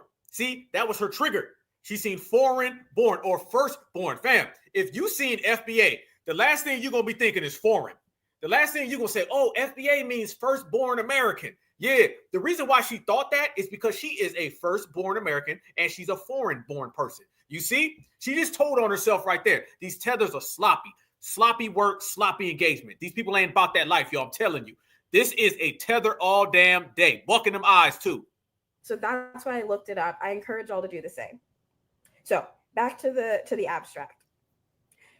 FBA positions their ideology to be solely concerned with the needs of Black Americans, with owed reparations to Black Americans for the horrors of slavery being at the helm of their goals. So reparations are the primary goal of FBA people.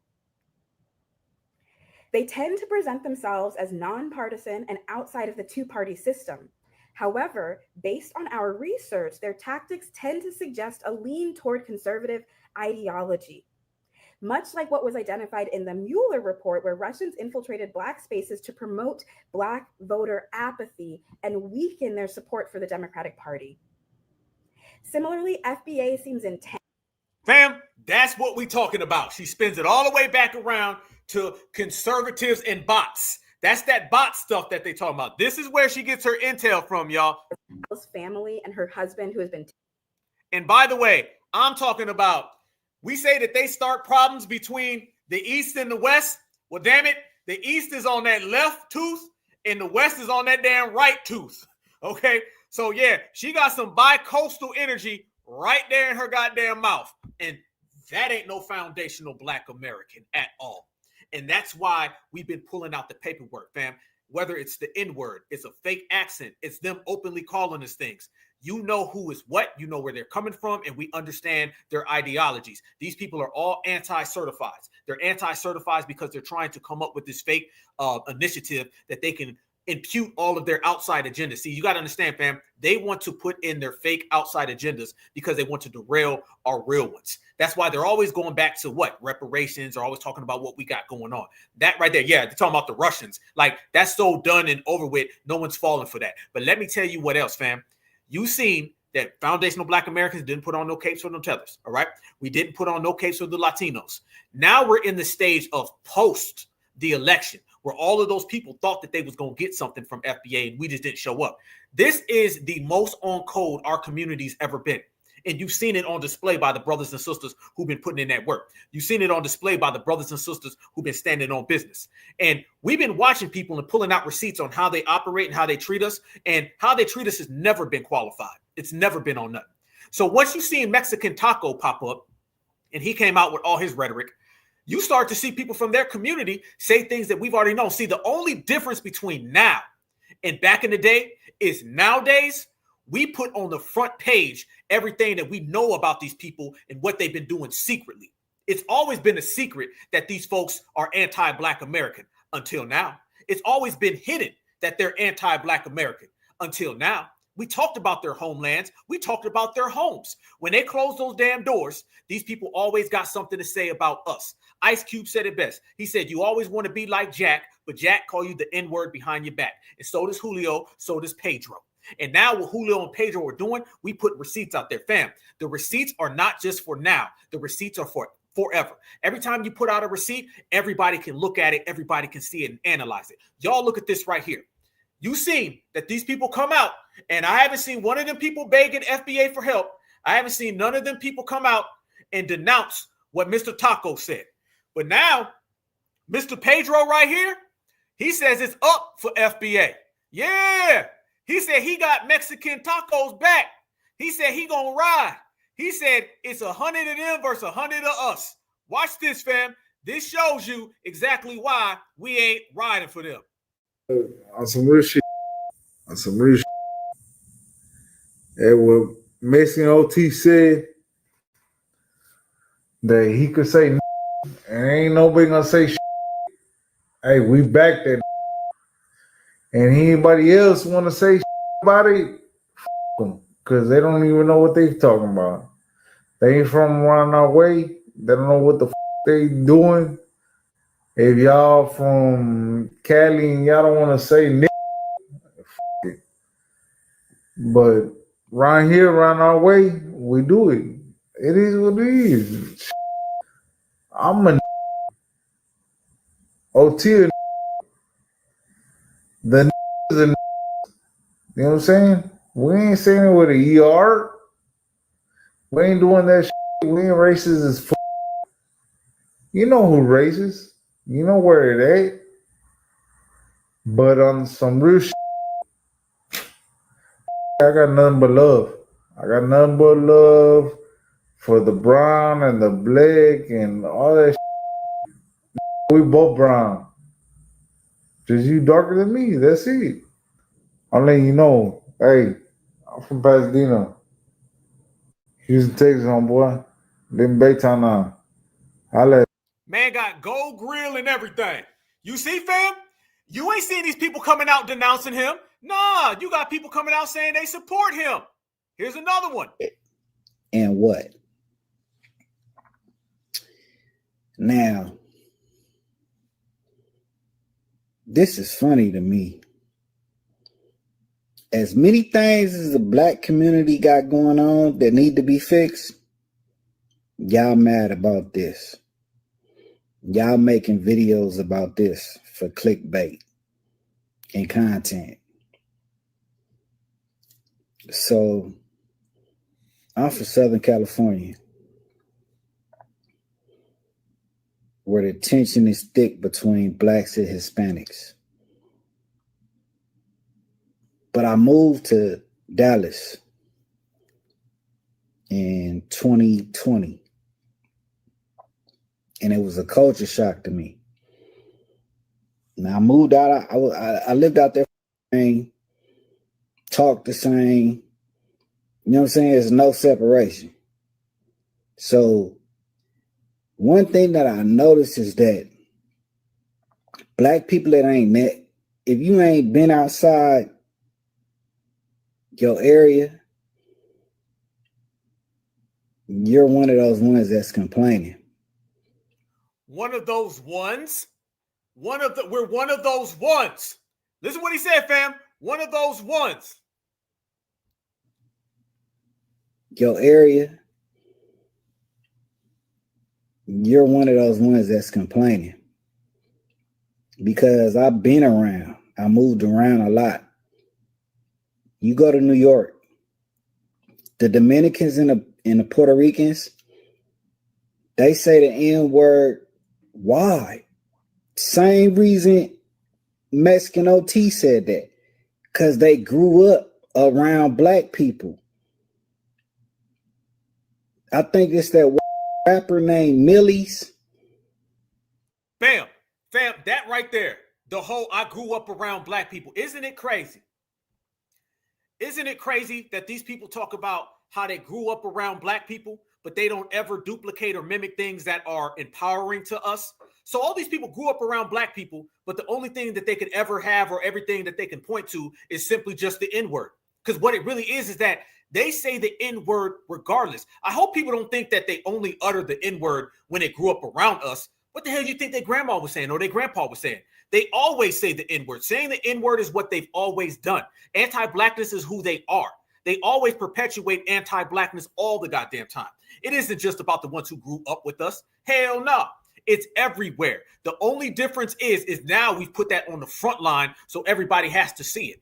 They know goddamn well that foundational Black Americans, certified Black society, have been calling them out. And that's why everybody's getting that goddamn work. Don't come around here and tell me that it's just because you grew up around black people. No, it ain't because you grew up around black people, because you're anti-black everywhere and you always want to be anti-black. I tell people this and I'll say it again. They want to say yo, yo, yo, because they want to be just like the May yo, yo, yo. They want to be males. So they come over here and they duplicate everything. They duplicate it in their home country. Understand this, y'all. In their home country, anti-blackness is already there. See, we were sold a bill of goods back in the old days from the boule. If somebody is anti-black across the street, they're going to be anti-black when they come over on this side of the street. Somehow, these people are anti-black over there, and we think some way when they crossed the border, it went away. No, they've always been anti-black. It don't matter about growing up with nobody, none of that. And we got rid of all that grew up stuff. Nope. Don't come around here telling me you ain't anti-black and you say the N-word because you grew up around black people. No, because it's been proven. You can live right here. The black person can live right here, and you still call them the N-word. And I'm not talking about the one with the A at the end. All it is that y'all want to duplicate hip-hop culture, and they'll call you the N-word with the A when it's convenient, but when they go home, it's the one with the ER. That's how they really feel about it. And how do you know? It's because every single day they come out and they say the same exact thing. You could see it. I seen it. We all watched it. Fam, watch this one right here. Telling black folks now that we are the racist ones. Here come the projection. Oh, fam, I told you we're going to get very thorough today. I'm going to show you the ones that was out there talking to the trees. I'm going to show you the ones that was out there talking to the tethers. I'm going to show you the one that was out there falling out. Now I'm going to still show you how he says black folks are the real racist. You knew it was coming. The Mexican OT situation. That boy's from the H-Town side out there. And I don't really care what anybody says. I support the Mexican OT because he's come a long way. I ain't got nothing wrong with the way he talks, nothing with what he does, but I'm seeing all this negativity on TikTok about him saying the N-word. At the end of the day, it is what it is. You know you famous when you got a lot of people hating on you. I just want to make one key point. They call whites, they call us Mexicans beaners. But just tell me why. I just want to know why. Comedians all over the media, everywhere you go, blacks use the word and beaner in their vocabulary, and that's an insult to us. But the minute No, we don't. No, that Black Americans don't wake up and call nobody nothing. And if we ever say something, it's the same exact term that applies to everybody. We might call you an op or buster. We may say that you a fraud or fake, but it ain't an exclusive term. So now they're using the, well, y'all say it to us so we can say it to you. You see what they do, y'all? we use the N word, y'all want to go all belligerent, all crazy, start hating, start talking. All I gotta say is, me personally, the side of town I was raised on in San Antonio was the east side. And there's a lot of Mexicans out there that use the N-word, and all them hood homeboys, all them hood brothers don't got no problem with it. But TikTok's got a way of flipping stuff around, trying to make stuff look bad. So at the end of the day, if you don't like people saying the N-word, maybe y'all should stop using it. Think about it. Y'all could say all day. Y'all could say beaners all day. But the minute they say the N-word, y'all want to start getting mad. There ain't nothing wrong with it. You know, maybe y'all should stop using it.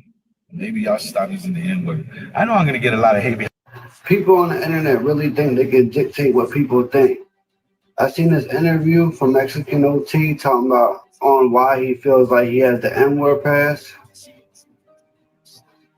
For one, if you're from the ghetto or the hood, you automatically say that. That's just what it is, what it ain't. And he. There you go again, reducing us to the hood, y'all. Reducing us to the hood. These were the same people that a week ago was begging you to help them run from ICE. Right. What the you gonna do about it? As somebody from the real hood, the real trenches, really out there, whatever, say the N-word. Like, we can say whatever the we want. It's only the people on the internet that be thinking like people gotta be restricted. Like, if you really from the hood, you understand. There's no really talking about it. There's no in between. If you really from the hood, you understand what's going on. I'm from North Philly, and we can say whatever the fuck we want. Boy, Mexican OT got everybody hating Texas on the internet. But you already know us. We don't give a fuck. We ain't the same know-how. Truth is, we just built different. And you don't like it. I mean, when you sit and think about it, what state does it better than us anyhow? I mean, I think y'all just mad because we do it better than y'all. I mean, you can name any topic you want. We do it better. Football, better. Food, better. Music, better. Hell, our cars look better. And let's not even talk about the women. Thoroughbreds, better. We got girls walking around looking like a donkey. I mean, it's always easy to hang outside the club when you can't get in.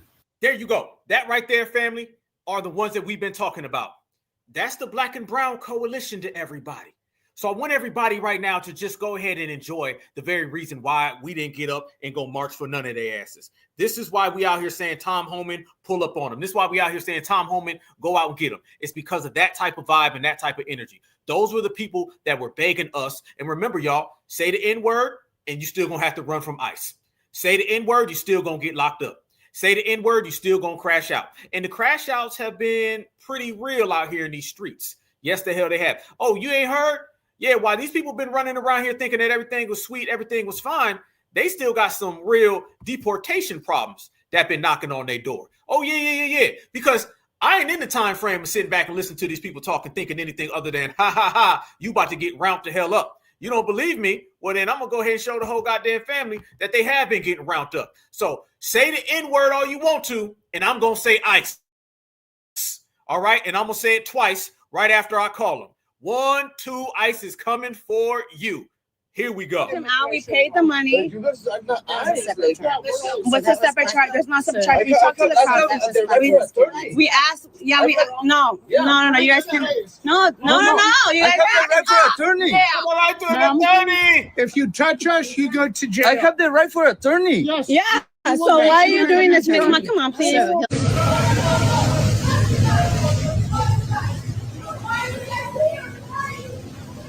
at them boys.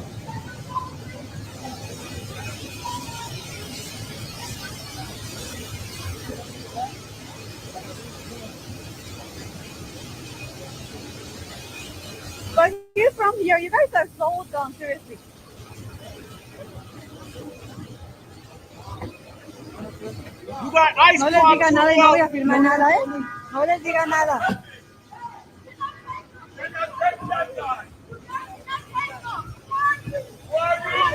Who are you? Who the fuck are you? You can't take them. Get the fuck out of here. Get the fuck out of here. You are animal. That is watching you, bro. You are animal.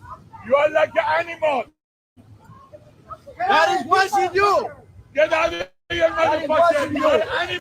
Fam, ain't they got bigger problems than us? Why you worried about me? Should he be worried about that man right there? Shout out to that man right there. Take care of your business, that man right there. Good job, that man right there. Keep rounding them up right there.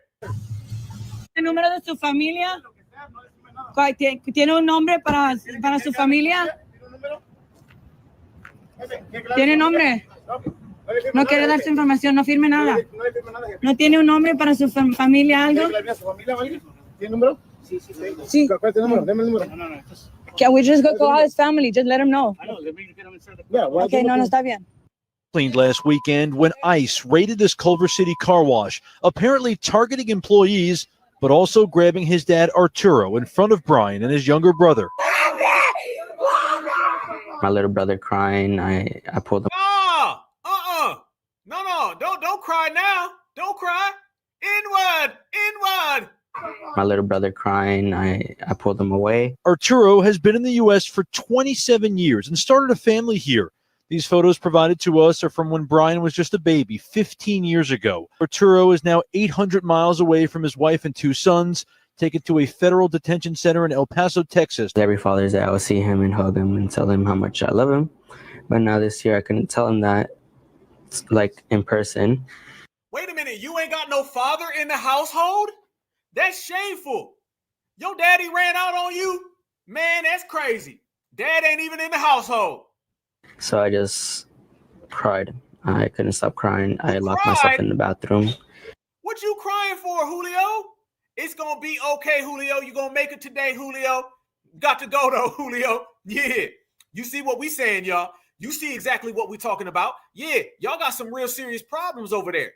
Problems that are far beyond what you're talking about. You need to get your priorities in order. And your priorities are ICE, not mine. See, we ain't got to worry about those type of issues. We can sit back, laugh, because we in full control. Fam, I want everybody to know this. Foundational Black Americans, we ain't got to get up or act out for none of these people, because these people have deportation problems. And them deportation problems are coming in hot. They're coming in ready. And we too certified for everybody else. And brothers and sisters been out there in them strizneets letting it be known very clear the way it's operating. You thought you was going to pull something on this generation? Hell no. Hold your own tacos. What it look like when we pick a side and it ain't yours. If you want to stand behind Mexican OT with your whole chest, I'm going to be with whatever he do to y'all. Get them up out of here. Bye. Adios. If you one of us trying to defend him, take your bunny and go with him, because y'all can't want our support and then disrespect us at the same time. This country has showed us to stay out of y'all business and everybody's business. It don't work for us. But if y'all keep it up with this white supremacist mindset of being able to say or do anything to black people whenever y'all fucking please. This is why I say there's no such thing as black and brown. Because for this man to say what you gonna do about it, it's absolutely ridiculous. Because there's some real ones out here that if they heard you say that around them, right, they would absolutely do something about it. Now, here's the problem. You can say whatever you want to say, but there are consequences for saying certain things. Yep. My thing is, why do people that's not black want to say this word? Like, why? We are not the same people. Why do you want to say that word though? That's what you need to ask yourself. And just because you grew up around black folks doing, I guess you were doing egregious things, right? That don't give you a right to say that word. Like, how would you, I'm not even gonna say that, but if we were to use certain language towards you, would you want us, would you like the fact that we're saying that? And also, here's the thing, everybody want to be black until it's time to be black. That is why black folks are silent with the situation that's going on in America right now. Best of luck to everyone. Latino man responded to my post talking about that Mexican OT saying the N-word, and how basically, in the South, in Georgia, we don't play like that. I know homes from Texas, and they consider the South, and people were saying, hey, in Houston or wherever he from, Beaumont, wherever you're from, people let it slide. So a Latino man came in my comments talking about, oh, you must not really be from Atlanta because I be saying the N-word and don't nobody do nothing to me. I just blocked them. Like, what you thought? We was gonna have a conversation about that? Like, I don't know you, Holmes. I don't even block people on the internet. Like, there's nothing people can really do to offend me. But non-black folk saying the N-word and think they can still converse with me, nah, we can go ahead and nip that in the bud, little buddy. Because if ain't nobody else gonna remind you what time it is when it comes to that, I gladly will. No problem. No problem. And I like the way the brother just said it right there. Won't be no back and forth. We're not going back and forth with nobody. We letting everybody be known because we FBA and we say so. And since we FBA and we say so, we've been telling people for years about these people. Fam, all you got to do is call ICE. You say the N-word, call ICE. Call ICE for every single time they say the N-word. If you hear somebody say the N-word, then just call ICE. And that'll be your response right there. Fam, we ain't got to go nowhere. FBA, all we got to do is grab that cell phone, dial up them numbers, and then they got to go. So you can say the N-word back home. How about that one? Because when somebody has some citizenship issues and they're not of the country, and you got the ICE and you got the National Guard and the Marines and the president on you, I ain't got to hear you say nothing. Because I can call that number and somebody in your family going home. And it's probably going to be your ass too. But we've been talking about the black and brown coalition forever. Do you guys remember that story of that young black girl and she was walking her dog and a bunch of Mexicans were having some party and they ended up giving the girl a black eye and they end up, I think, kicking the dog? Do you guys remember that? See, why they were telling us about the black and brown coalition, which is really a no-alition for the longest amount of time, we were the ones saying that it wasn't real. We were the ones saying that these people are frauds. How many of y'all remember that story? As well as all the other stories, the fire bombs, targeting people, the ethnic cleansing that they've been trying to enact upon us. Family, I got an update on that story, and I seen that little girl. That little girl is not little. She's grown, okay? And she still has to deal with the horrors of these people attacking her way back in the day. Yeah, it was in Chicago. Much respect. Y'all look at this right here. Check this update on that situation. While they was telling us about a black and brown coalition, these brown folks was doing this to our people. Shout out to this young lady. Do y'all see how big she is now? Do y'all see how big she is now, fam? It is our duty to put all of the receipts on the goddamn table so nobody runs around and fools you while you thinking there's some type of goddamn coalition. Much respect to the sister. Watch this, you guys. 12 years old, and to date, she wanted her voice heard in court. It did have a huge impact on my life. I would never think this would happen to me. Today, Alexis Davila tearfully apologized in court, but left the Layton Criminal Courthouse without comment. Davila pleaded guilty. Look at that. Look at that. There you go. Look, there you go. Right there. Right there. That looks like Mexican hoe tea. There you go, fam. There go Mexican hoe tea, which is Mexican OT's mama. There you go, fam. So you went from Mexican OT to hoe tea. There it is. And look how she hiding. She hiding the same way I say what's done in the dark comes to light. They want to disrespect foundational black Americans. They want to assault foundational black Americans, men and women and children. And then when that camera on them, they want to hide. I showed you, old buddy was looking at the trees when he was talking. I showed you Mexican OT was looking at the ground when he was talking. And now she looking at the goddamn wall because they understand the jig is up. Being anti-black and expecting the past is over because certified black society has stepped into the building.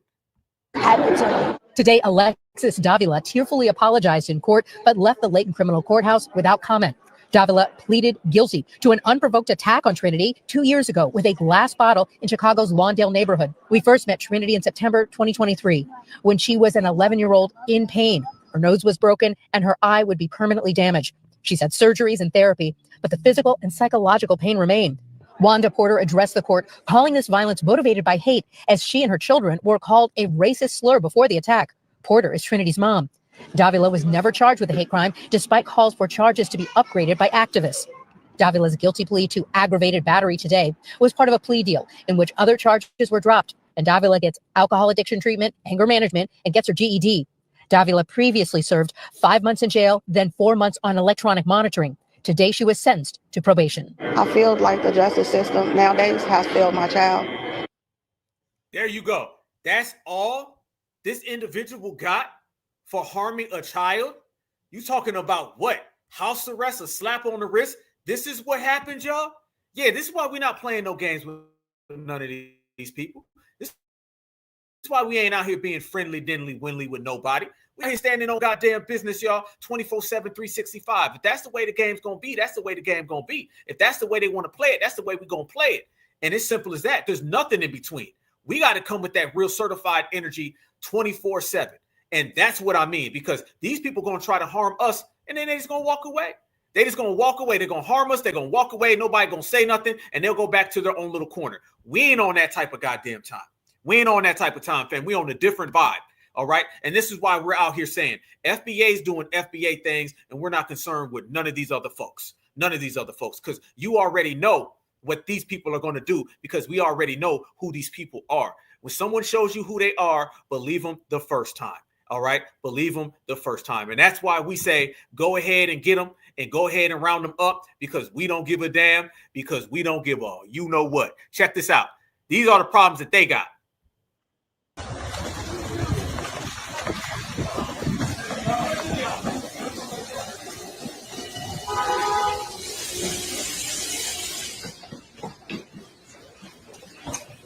Just doing my job. Sorry, guys.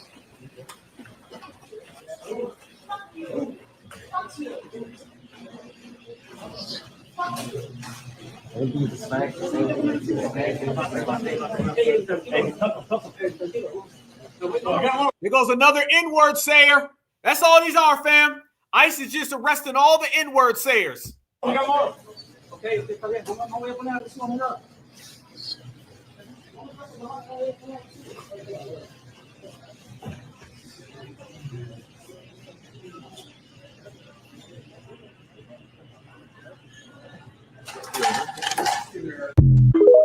All the N-word sayers are getting rounded up and sent home.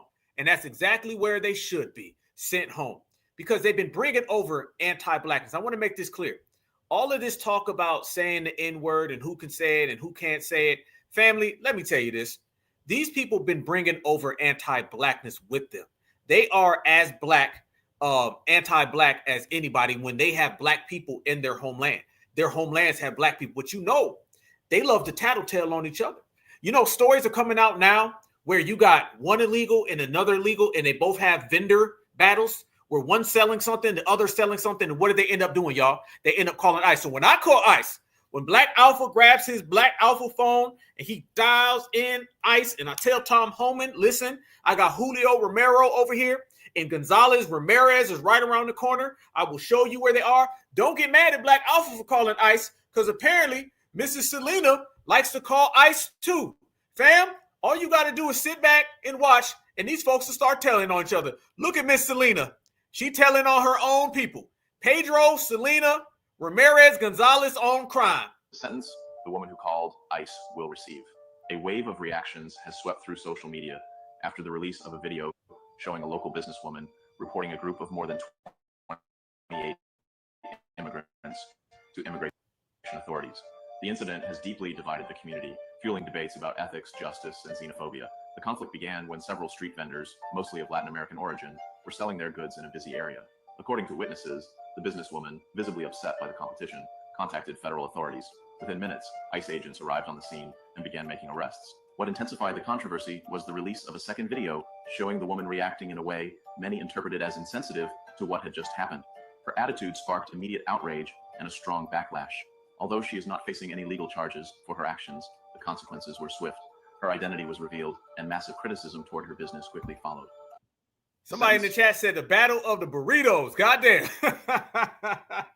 The battle of the burritos. Yes, the battle of the burritos on and popping. So they calling ice on each other because that's just what they do. And they love calling ice on each other. But, you know, what do you expect from these type of individuals, fam? They are always willing to sell each other out. That's just what it is because they have a backstabbing culture, a very backstabbing culture. And that backstabbing culture now has come to the forefront. So everyone's seeing it and everybody's watching it and it's clear as day. And beyond being clear as day, a lot more things are clear as day. One of the other things that these people have been doing, as we say, is not just perpetuating anti-blackness upon us, which y'all know they do. Foundational Black Americans calling them out, which y'all know we do. Everybody now is starting to see it in the tides of turn. Everyone in all communities is looking at them funny style and saying, well, hold on now. Y'all were the main ones running around here, burning the American flag. How'd that work out for you? Y'all were the main ones out here upset. Well, all those vendor jobs and everything that they thought they had, well, those are going away as well. It's not good when you're running around here saying the N-word left and right, and we don't care about your illegal tears. You're going to jail. No salgo. From behind this window, Lydia watches the corner where she used to sell jewelry. Her hands no longer busy, but rather clenched in fear. The same fear that prevents her from wanting to be shown on camera. Are you scared to leave your home? She's scared. You scared. Salgo. From behind this window, Lydia watches the corner where she used to sell jewelry. Her hands no longer busy, but rather clenched in fear. The same fear that prevents her from wanting to be shown on camera. Are you scared to leave your home? ¿Tiene miedo salir de su casa? Sí, tengo miedo. She and her husband are undocumented, and after hearing about recent raids, Lydia decided to stay home. Her 10-year-old son, Gerardo, who's a citizen, says he and his sister don't go outside anymore. Gerardo also asked us not to show his face. It just feels like you're just trapped in your home because if you go outside, you're risking like getting taken away by ICE. Instead of just being a kid, he's left worrying whether or not he'll wake up with his parents by his side. And we don't really go out that much, only if it's like important or necessary. Mucha tristeza. And while she and her husband don't leave the house, they are fearful that ICE will come to them. So they have this posted on their window saying, "Este hogar no le abre la puerta a ICE," which means this house does not open for ICE. It adds that they have the right to remain silent. And on the back, which is inside of the home, they have a list of their rights, which they say makes all the difference in giving them mental peace. No somos criminales. The decision to stay home means no money for rent or food. But just when things felt most desperate, help came from an unexpected place. An online fundraiser launched by local nonprofits, including Community Power Collective. So this is going to be the third initiative where we fundraise funds for street vendors. Sergio Jimenez says Lydia will be a recipient of part of these funds that'll help go toward her living expenses. Everything that they need. But we understand that it's not going to be enough. Not enough, because he says Lydia is one of thousands of vendors who are staying home amid the recent raids. ICE has been showing up in Pico Rivera, Home Depot, street vending communities in South Central, in Boyle Heights, downtown LA. You just don't know when you're going to get hit by ICE. LA organizers say their work is far from done, but every donation helps keep a family together. Damn. Sound like they living in crazy fear over there, fam.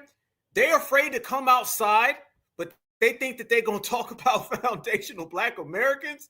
You think you're going to say the N-word, but you scared to come outside. Family, this is what's going on with them. And that's not what's going on with us. See, this whole lie about these people, the Latinos, all of this has been exposed to the point, fam, where there's nothing they can do. There's nowhere they can turn. Everything has been exposed. You can no longer talk about FBA and expect the world to see a different story, because that's really what it's been. It's been these people talking reckless about us and then just telling another tale. Those tales now have been exposed. You're scared to come outside. You're getting ice called on you. I heard they're getting yoked up. Y'all been seeing all the stories now where we were talking about those bounty hunters. Now you're starting to see more bounty hunters that are saying that they're ICE agents. It ain't too good in the hood. It ain't too good in the hood. So y'all have misplaced energy. Your energy has been all over the place because you thought that you were going to talk about FBA, and it apparently comes to show you that everything that you've been saying about foundational Black Americans, your house ain't in order. As a matter of fact, where is your house? Because it sounds like your house is about to be at a goddamn detention center. And that detention center is going to be housing all of y'all because most of y'all are migrants. So FBA always wins, and we win all the time. Shout out to my brother Kukizi. Let me send a shout out to my good brother, family. Kukizi put out this report earlier today, and he says it best. This is for all them folks running around here talking about the N-word and thinking they're going to say whatever the hell they got to say. FBA is making it clear. We're making it plain. Just like Brother Malcolm X said, we letting the whole goddamn world know this. We going to say what we want, and you going to have to deal with it. Let my brother chop. With all the chaos in the world going on right now, wars is heating up. and global powers are clashing. Immigration debates are at full blast. Now, you would think the world would have bigger things to worry about. But nope. A certain section of the Latin community, they hit pause on all that just to argue with black folks about why they think they could say the N-word. They're not talking about going home to build up their homelands. They're not pressing their leaders about land, reparations, or safety for their group. They're not educating their youth about their own ancestral trauma or political empowerment. Instead, they on Instagram, TikTok, and Twitter, arguing with us about a word they didn't live through, a word they didn't fight through, a word that never shackled their ancestors, but ours. Let's be clear, that word wasn't handed down to y'all. It was forced onto us. And over time, we took the power back. So it belongs to foundational Black Americans, period. So while y'all out here trying to look like us, talk like us, rap like us, dress like us, you still don't respect us. So if you're not FBA, don't even touch that word. You ain't earned the right. Don't be saying that. Damn right. Easy. You see, family, we make it easy, we make it plain. They understand exactly what we talking about. See, we're getting to the point now where they just gonna have to deal with FBA. See, we're the problem that nobody wanted to see. We're the problem that nobody wanted to see. And everybody's getting their ABK, anti-black karma. And that's what's happening. Don't run around here. Let me tell you this. I'm gonna say this crystal clear. Run around here and say the N-word. I triple dare you to say it. And FBA is going to handle things accordingly. Foundational Black Americans have made it very, very necessary. See, you got to understand, as I said at the beginning, if someone says the N-word, they will harm you. Those two things are simultaneous. If they say the N-word, that's how they feel about you. And the fact that why you want to fight to say the N-word so much, all of these people want to fight us to say the N-word. Notice that they don't ever fight the dominant society to say words about them. We're the only people where people want to fight us about slurs. I'll say it again. We're the only people where people want to fight us about slurs. People are essentially trying to say, I have the right to call you a slur and I'm willing to fight you about it. They ain't got that smoke for ICE. That's why they're in the detention center. They ain't got that smoke for ICE. That's why they're going back home. See, notice if you actually focused on your own situation and your own condition, instead of trying to worry about FBA, you crash out. I take everybody who says the N-word is exactly that. No non-FBA should ever say the N-word. It belongs to us, the way we use it, the way we talk to each other, and the way we speak. I don't give a damn about your excuses, your alibis, or your justifications. I don't want to hear about you grew up in the projects. I don't want to hear about hip-hop music. I don't want to hear about we all's black and brown. No, we are foundational Black Americans, and we say so. Bottom line, there's nothing in between. And people been out here talking that talk, and they've been getting that goddamn karma. Y'all seen this individual right here? How many of y'all seen what happened to this guy right here? This guy right here was running around saying how he was going to say it. He was running around here all damn day long talking about can't nobody stop him. Well, sounds like the police might be stopping you real soon. Matter of fact, sounds like they already have. I want to send a shout out to you, Fat Diddy. You know what I'm saying? Because it looked like Diddy might be walking here soon. It looked like you might be rolling here soon. You might be taking his place. And as a matter of fact, it looks even worse and more likely that it probably will. Everybody, and I do mean everybody, who comes at foundational Black American sideways, they end up getting some of that universal endings. And what do I mean by those universal endings, fam? I mean people like Joe, who is the main person running around here talking about can't nobody stop him from saying it. And it's always them. They always run around and say that, and I'm going to say this, and I'm going to say the other thing. Family, the news done came back on Fat Joe, and it ain't looking too goddamn good. It ain't looking too good at all for Fat Joe. Fat Joe looks like he's about to go to jail. And remember, y'all, a year ago, Fat Joe went to call FBA the N-words. Remember? And he did it around a bunch of tethers. Let's go there, fam.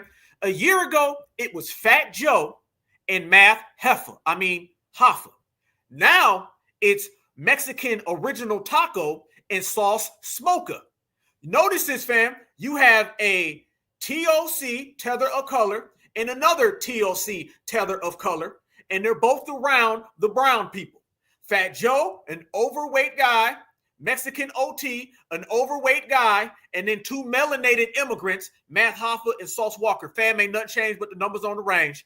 Ain't nothing changed but the numbers on the range. A year ago, Math Hoffa and Fat Joe were talking about they was going to say the N-word left and right, and it was all good. Now you see Sauce Walker and you see Mexican OT saying the same exact thing. And they're going to end up getting the same exact fate that Fat Joe and Math Hoffa did. Math Hoffa lost his show. Fat Joe is about to lose his freedom. And Mexican OT, he ain't got a career to lose, so he's just going to maintain being a loser. And Sauce Walker, Sauce Smoker, he's probably going to lose his favorite pipe. I'm just saying. Fam, and I'm also telling this right here. This is what ended up happening. So Fat Joe been crashing out, and it ain't looking good when you read the reports of how they come back. Fat Joe, I'll see you behind bars. Fat Diddy. The pages from this Fat Joe lawsuit that was brought forth by his former hype man by the name of Terrence Dixon. He's suing the rapper for a substantial amount of money for a bunch of claims that he has made against the rapper. Defendant Fat Joe's control over plaintiff extended far beyond mere financial exploitation or denial of credit. Over 16 years, defendant cultivated a deliberate environment of psychological manipulation, intimidation, and persistent threats to ensure plaintiff's continued submission, silence, and loyalty despite ongoing abuse, exploitation, and humiliation. The defendant employed persistent verbal abuse, threats of physical violence, erratic and insufficient payment, manipulative control over travel and accommodations. Plaintiff was routinely coerced into engaging in sexual acts with women, specifically brought by defendant Fat Joe to hotel rooms and private gatherings following performances. Whoa, hold up. Damn, slow down, sister. That sounds like 100 different things. This man has been running a massive ring. The Rico is about to come on Fat Joe. Did you hear that, family? It's way deeper than just when it first came out. See, when it first came out, a lot of people heard it, and it was Fat Joe messing with some youngins. Now, what you're hearing is intimidation. They were sending people. They done got caught on phone. Some of the members of Terror Squad, they done got wrapped up. This is going to turn into a full Rico. And to be honest with you, they got more evidence on him than they got on Diddy. So P. Diddy's about to move out the way, and it's about to be Fat Diddy, okay? And he going to block the sun. But remember, FBA a bunch of broke you-know-whats, and can't nobody stop you from saying this. So you seen Mexican OT say all that, and then I showed you Ice. And then you seen Fat Joe show that, and now I'm showing you Rico. It don't look too good when these people start talking about us. It ends bad. In studio events. Defendant Fat Joe frequently arranged and orchestrated these encounters, intentionally creating scenarios. Defendant Fat Joe regularly monitored these encounters closely, frequently remaining in the room to watch, record, or provide explicit direction and commands. Minor Doe 1 is a 16-year-old Dominican girl residing in New York. In exchange for cash, clothing, and payment of her cell phone bill, defendant would get oral X and other sexual acts performed on him by Minor Doe 1. Minor Doe 2. Minor Doe 2 is a Caucasian female. The defendant began having sexual relations with Minor Doe 2 when she was just 15 years old. Defendant flew Minor Doe 2 to New York City and Miami, Florida on multiple occasions. Due to Minor Doe 2 body being adolescent and not fully formed, defendant paid for her to get a Brazilian butt lift. Minor Doe 3 with her friends from high school the same time she was being trafficked by defendant. 1, 2, 3, 4. What? Lock this man up. Throw away the damn key. Minor Doe 3 is a Latino female who met the defendant when she was just 15 years old, turning 16. According to plaintiff, defendant was in love with Minor Doe 3. He even contemplated leaving his wife. The defendant paid all Minor Doe 3's bills and even took her overseas to his tour stops. He brought her to Florida and will put her up in a condo he rented a few blocks from his house from his wife. In a recorded conversation, Minor Doe 3 and her 15-year-old cousin described in detail to plaintiff how inappropriate it was for defendant, who was in his late 30s at the time, to be fawning over children. So in the complaint, he added in the lyrics of the song that he's referencing, and some of the first lyrics are, "Now she was only 16. I had to nurture that, give her some growth, waited till I teach the cat their children." So in the complaint, he added in the lyrics of the song that he's referencing, and some of the first lyrics are, "Now she was only 16. I had to nurture that, give her some growth, waited till I teach the cat." What? This man did all of that and then hopped on the song and told on himself. Goodbye. Peace out. Remember, FBA, we broke, right? You about to get broke in jail. Shout out to you, man. You shouldn't have never talked about foundationals. Adios, amigos. Fam, it's adios, amigos to a lot of these amigos. A lot of these amigos, Romeros, they've been out here talking about FBA and we all black and we did this together, brother. And now they all about to be on ice, but we're not going to be over there with y'all. No. So Fat Diddy, that ended up going down right there, and he's about to have to lean back again, okay? And I don't think he's going to get up from this lean back, but hey, it is what it is, ain't it? Ain't it what it is, fam? It goes to show you again that foundational Black Americans, we have set the precedence. We've let everybody know that if you come at us sideways, you're going to end up very, very bad. You're going to end up very bad. And right there is exactly who we've been highlighting and analyzing. This game that everybody wants to play, where it's just open season and there won't be no clapback, there won't be no get back. No, there's definitely going to be all that, family. Definitely going to be all that, because FBA is going to make sure that it occurs that way. You're only getting what you want. Remember, fam, we're not out here initiating nothing. All we doing is responding. But the problem is for them is that when we respond thoroughly. And it's so goddamn thoroughly that it's changing the whole damn atmosphere. And you got to love it. You got to love it. You got to love it. So you see that. We see that. It doesn't look too good. Things is about to go way, way bad for Fat Joe. And it all started ever since he started talking about foundational Black Americans. But I want everybody to remember this.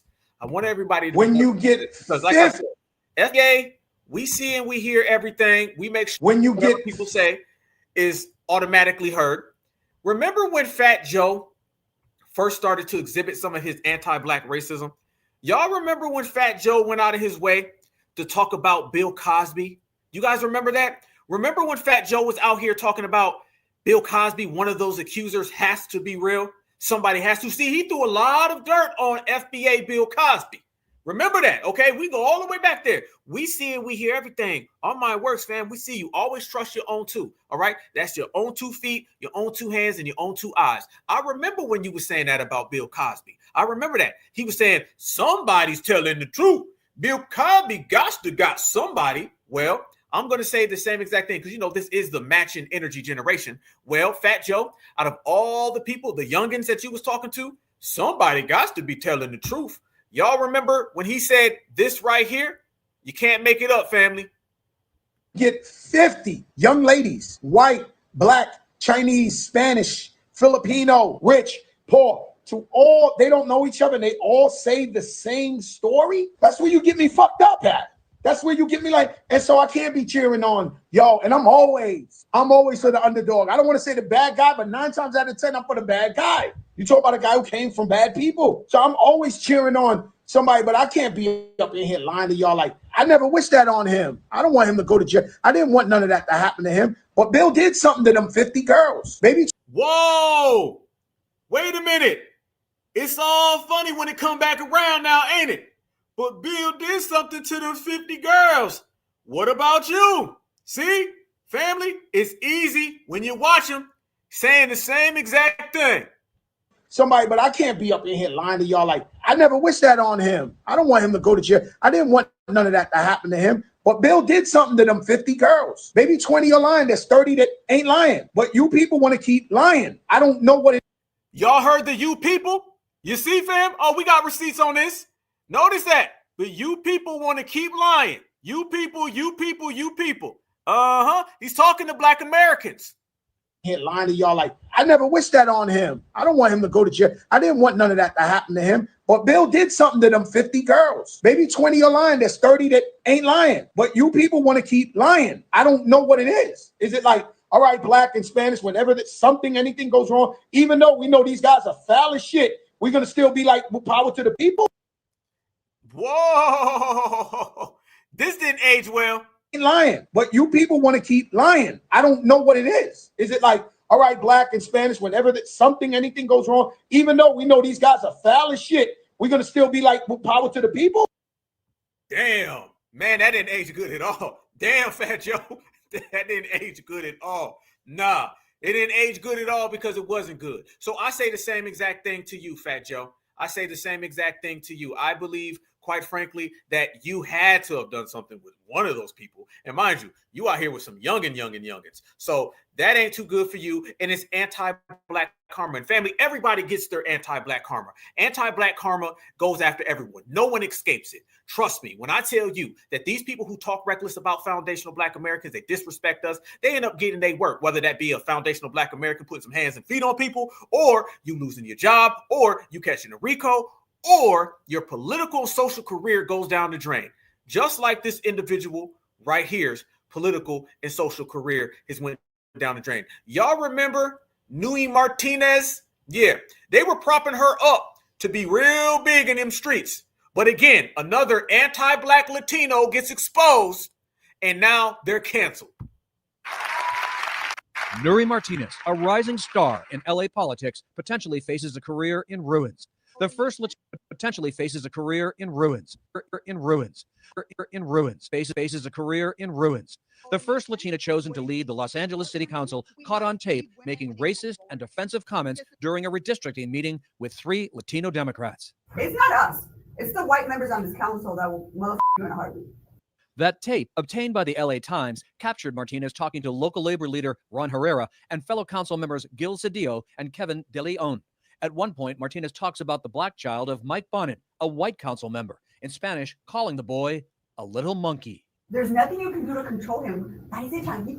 Then she adds, describing the boy allegedly misbehaving at an MLK parade. I'm like a little white kid, which I was like, this kid needs a beat down. Like, let me take him around the corner and then I'll bring him back. Councilman Bonin and his husband said they are appalled, angry, and disgusted. No child should ever be subjected to such racist, mean, and dehumanizing comments, especially from a public official.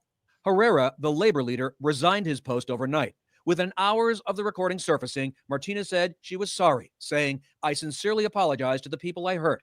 I ask for forgiveness from my colleagues and from the residents of this city." Resign! Resign! But even after she resigned her powerful post as council president, protesters outside Martinez's home and at city council demanded more. She should also resign her elected seat on LA City Council. We're appalled that these people claim to represent us. They don't represent us. We're better.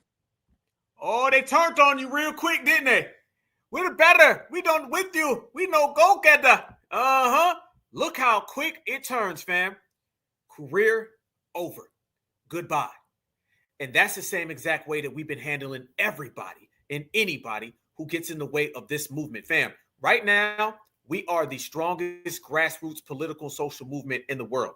Reason being is because, we're the strongest lineage, heritage, and culture out there.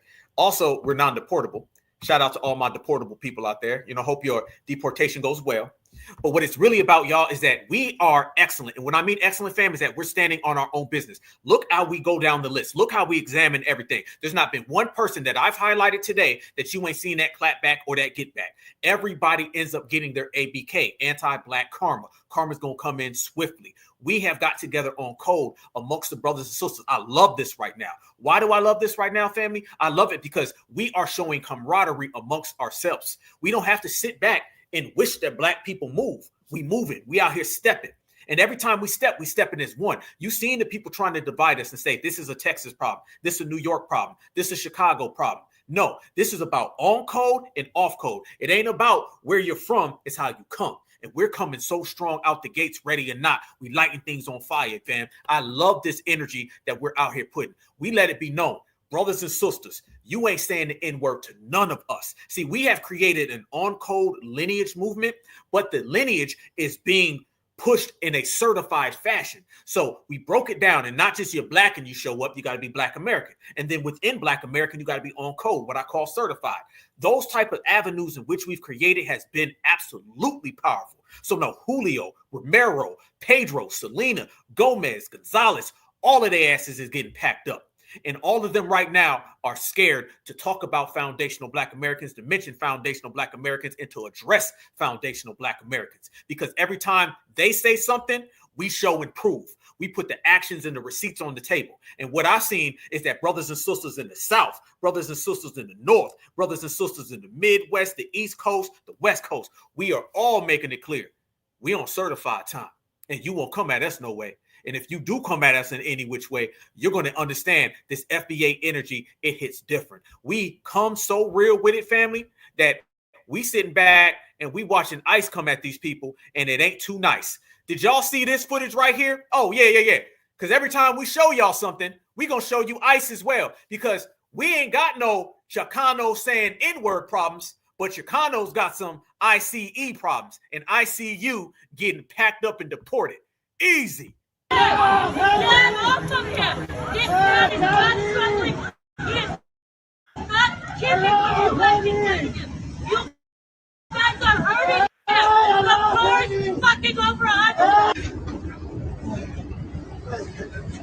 walk. Sigue. He's literally fainting. Get your ass up. It ain't even wet over here. He acting like he slipped. My neck and my back. You ain't hurt nothing. Get up. Get up and walk. You built this country. Go ahead. I thought you said you could say the N-word. Go ahead. I thought you created Juneteenth. Oh, you was lying. You ain't built this country. Juneteenth ain't yours. You can't have my reparations. So your real side is showing. The side that can't even walk. He's literally fainting. Can you guys fucking help him? Help me! Help me! Help me! Help me, please! Hey, I'm so sorry. Damn, is he doing it? Help me! Help me, please! Help me! Help me, please! He's doing it in real life. I never thought I'd see this in real life.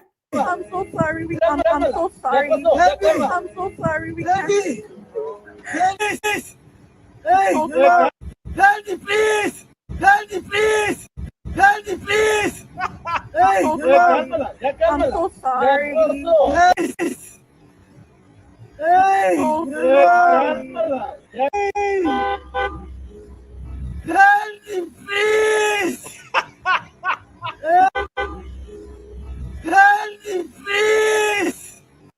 Help me, please! Help you how? How do you want me to help you, Julio? Please! How? Please! How? Help me, please! Hey! I'm so sorry. Help me! I'm so sorry. We Help can't. me! Help me! Help me! Damn. Help me, please. Damn, it looked like only thing that you can say in English is help me, please. And I say, help you no. Help yourself. Have Mexican OT help you.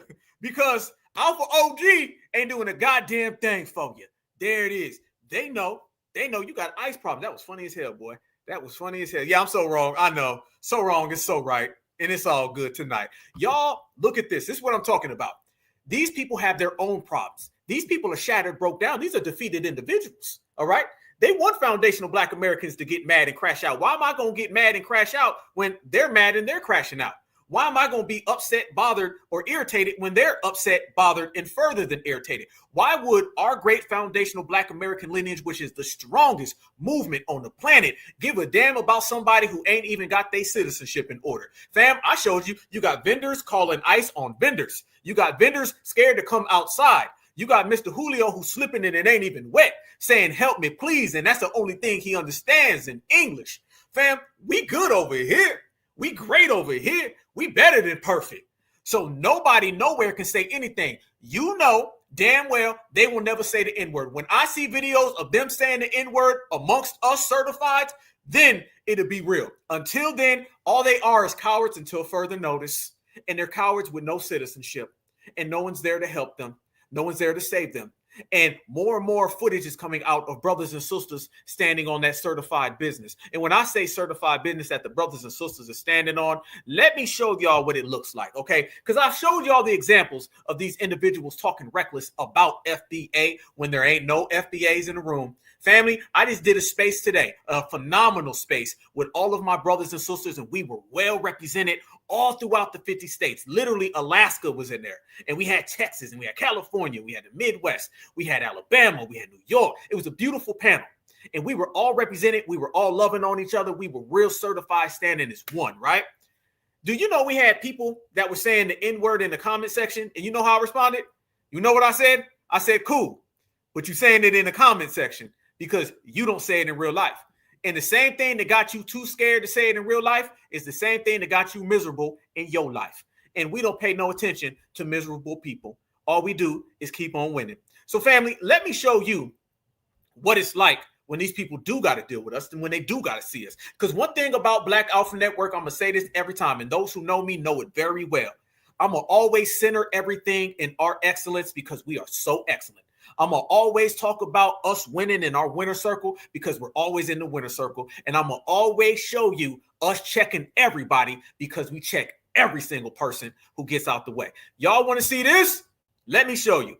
A brother at Burger King checked the whole goddamn staff. Yes, the hell he did. You seen everybody running their mouth. You seen Mexican Taco talking around a bunch of tethers. Now let me show you the flip side, the real side, the certified side. This is what it looked like when you got some real brothers and some real sisters in the room. It's real thorough. Check this out. A brother is sitting there eating a Whopper, and he's checking Miss Selena. Selena and a Whopper, and you can't make it up. That's why you I'm here. not from there. Yeah, I was born here. I was born here. Why you talking? Because why you talking to her like that? Because I can say He came up to me saying that I was Mexican. What's up? He's being disrespectful. He's saying that you're Mexican. There's no black people working here. And I was being sent to Mexico. I'm not gonna let him talk to me like that. I'm not let him talk to me like this. Look right there, fam. The brother cussing them all out. He cussed out the person behind the counter because they were being anti-black. She comes from around the corner and tries to talk. He cussed her out. Watch how Mr. Julio, I'm going to say the N-word, can't nobody stop me. A stitch is coming in 3 seconds. Mr. Julio going to turn around and walk back to the counter away from the black man, and the black man going to sit down and finish his food. They don't want no goddamn smoke with us. Watch the footage. Finish your food. No, bitch, finish it. Finish your food. Finish your food. How about that? Fuck you. Fucking Latinos. Bitch, I'm American. I was born here. You see, Mr. Julio? Mr. Julio, I thought you was going to do something. Mr. Julio, I thought you was going to say something. Y'all see how quick they turn around when the brothers on that real time? You see how quick they turn around when they think that they got something and they find out the hard way they don't?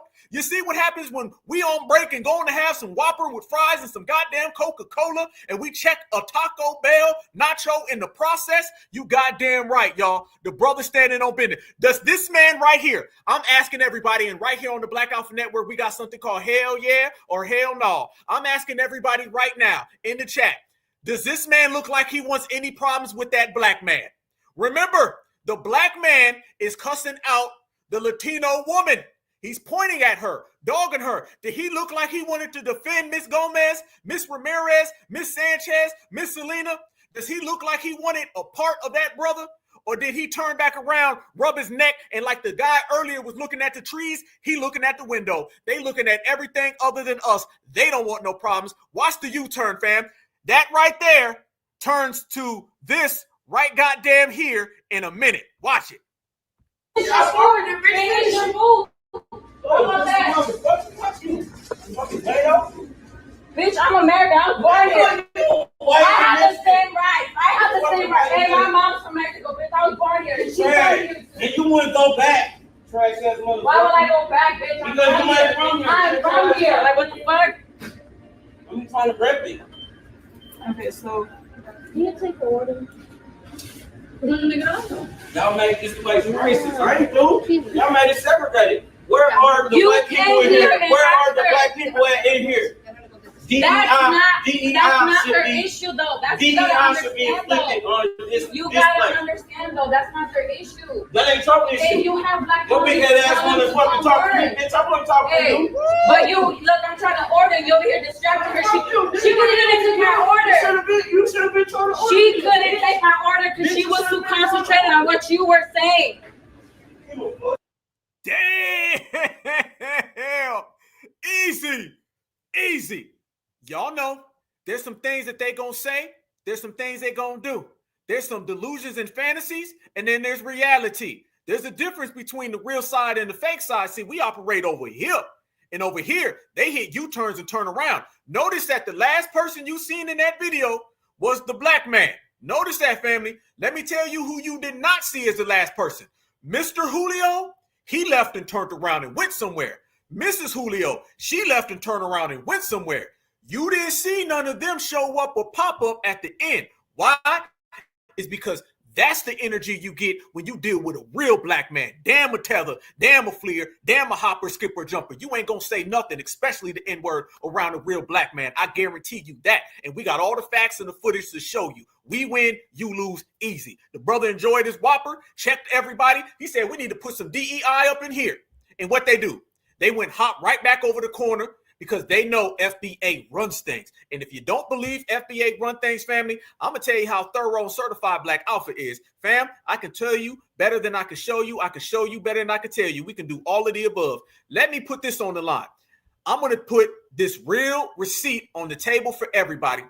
And if you like how that looked, if you liked how that was, it's not just about our foundational Black American men, because our foundational Black American women got the same damn energy. Remember, y'all, there ain't no one or the other. It's us together. If you like the foundational Black American brother checking a bunch of them liars, then watch the foundational Black American sister, because she checks a bunch of them liars. We do the same goddamn thing. Enjoy the family, y'all. Here we go. Check this out. The first one was the Black man. Now you're going to get the Black woman.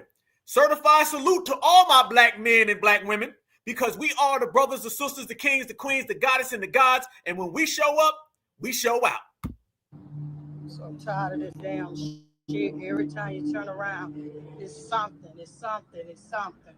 When a Black woman is walking to the confrontation and she's talking, saying, I'm tired of this, you in trouble. Oh, this is coming from someone who came from a Black woman. All right. When a Black woman is walking to see you and she's talking, saying, I'm tired of this, you better run. Shout out to the sisters. I see you.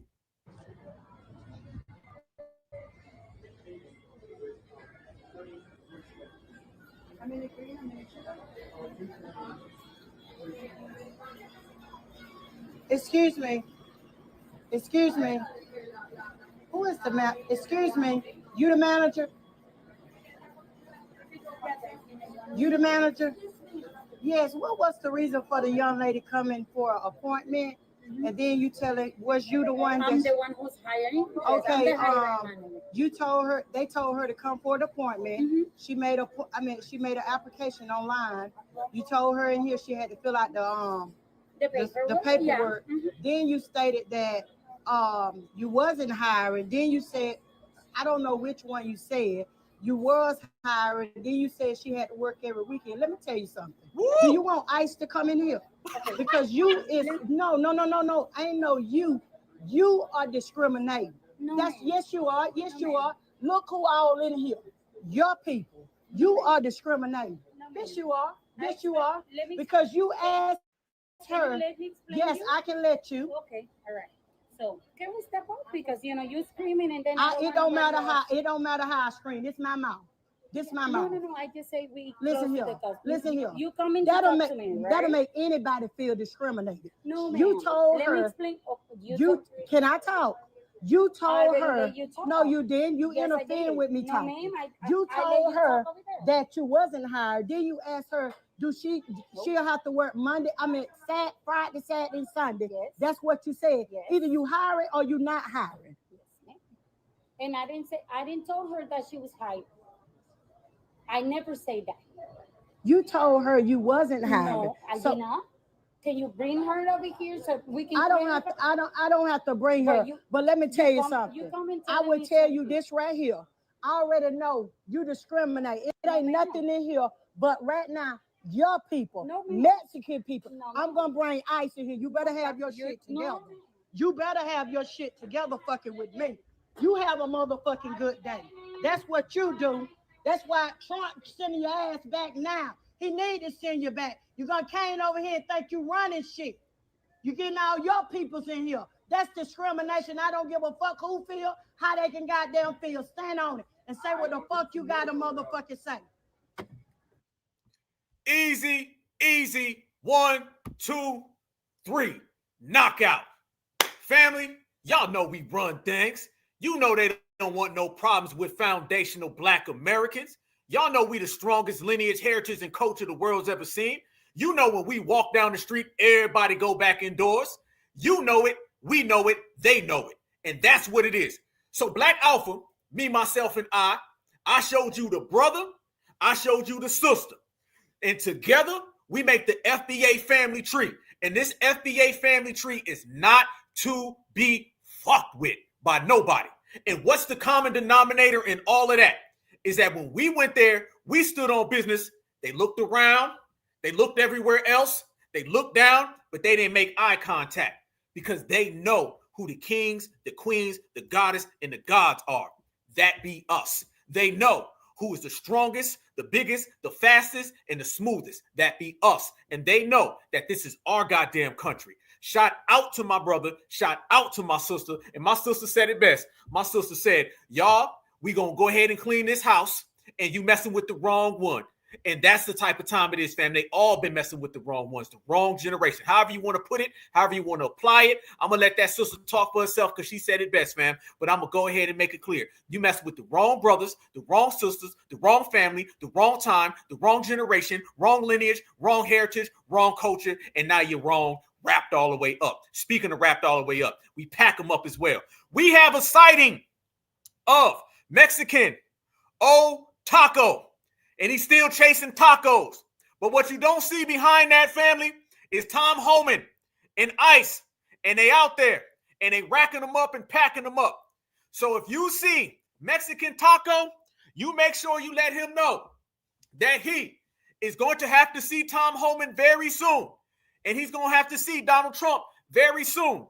And if he ever disrespects the lineage, heritage, and culture called FBA, then he might end up like Dora the Explorer. And I'm just putting that fact on the table with my certified family because we run the show. Checkmate, checkmate, checkmate. Check yourself before you wreck yourself. That part.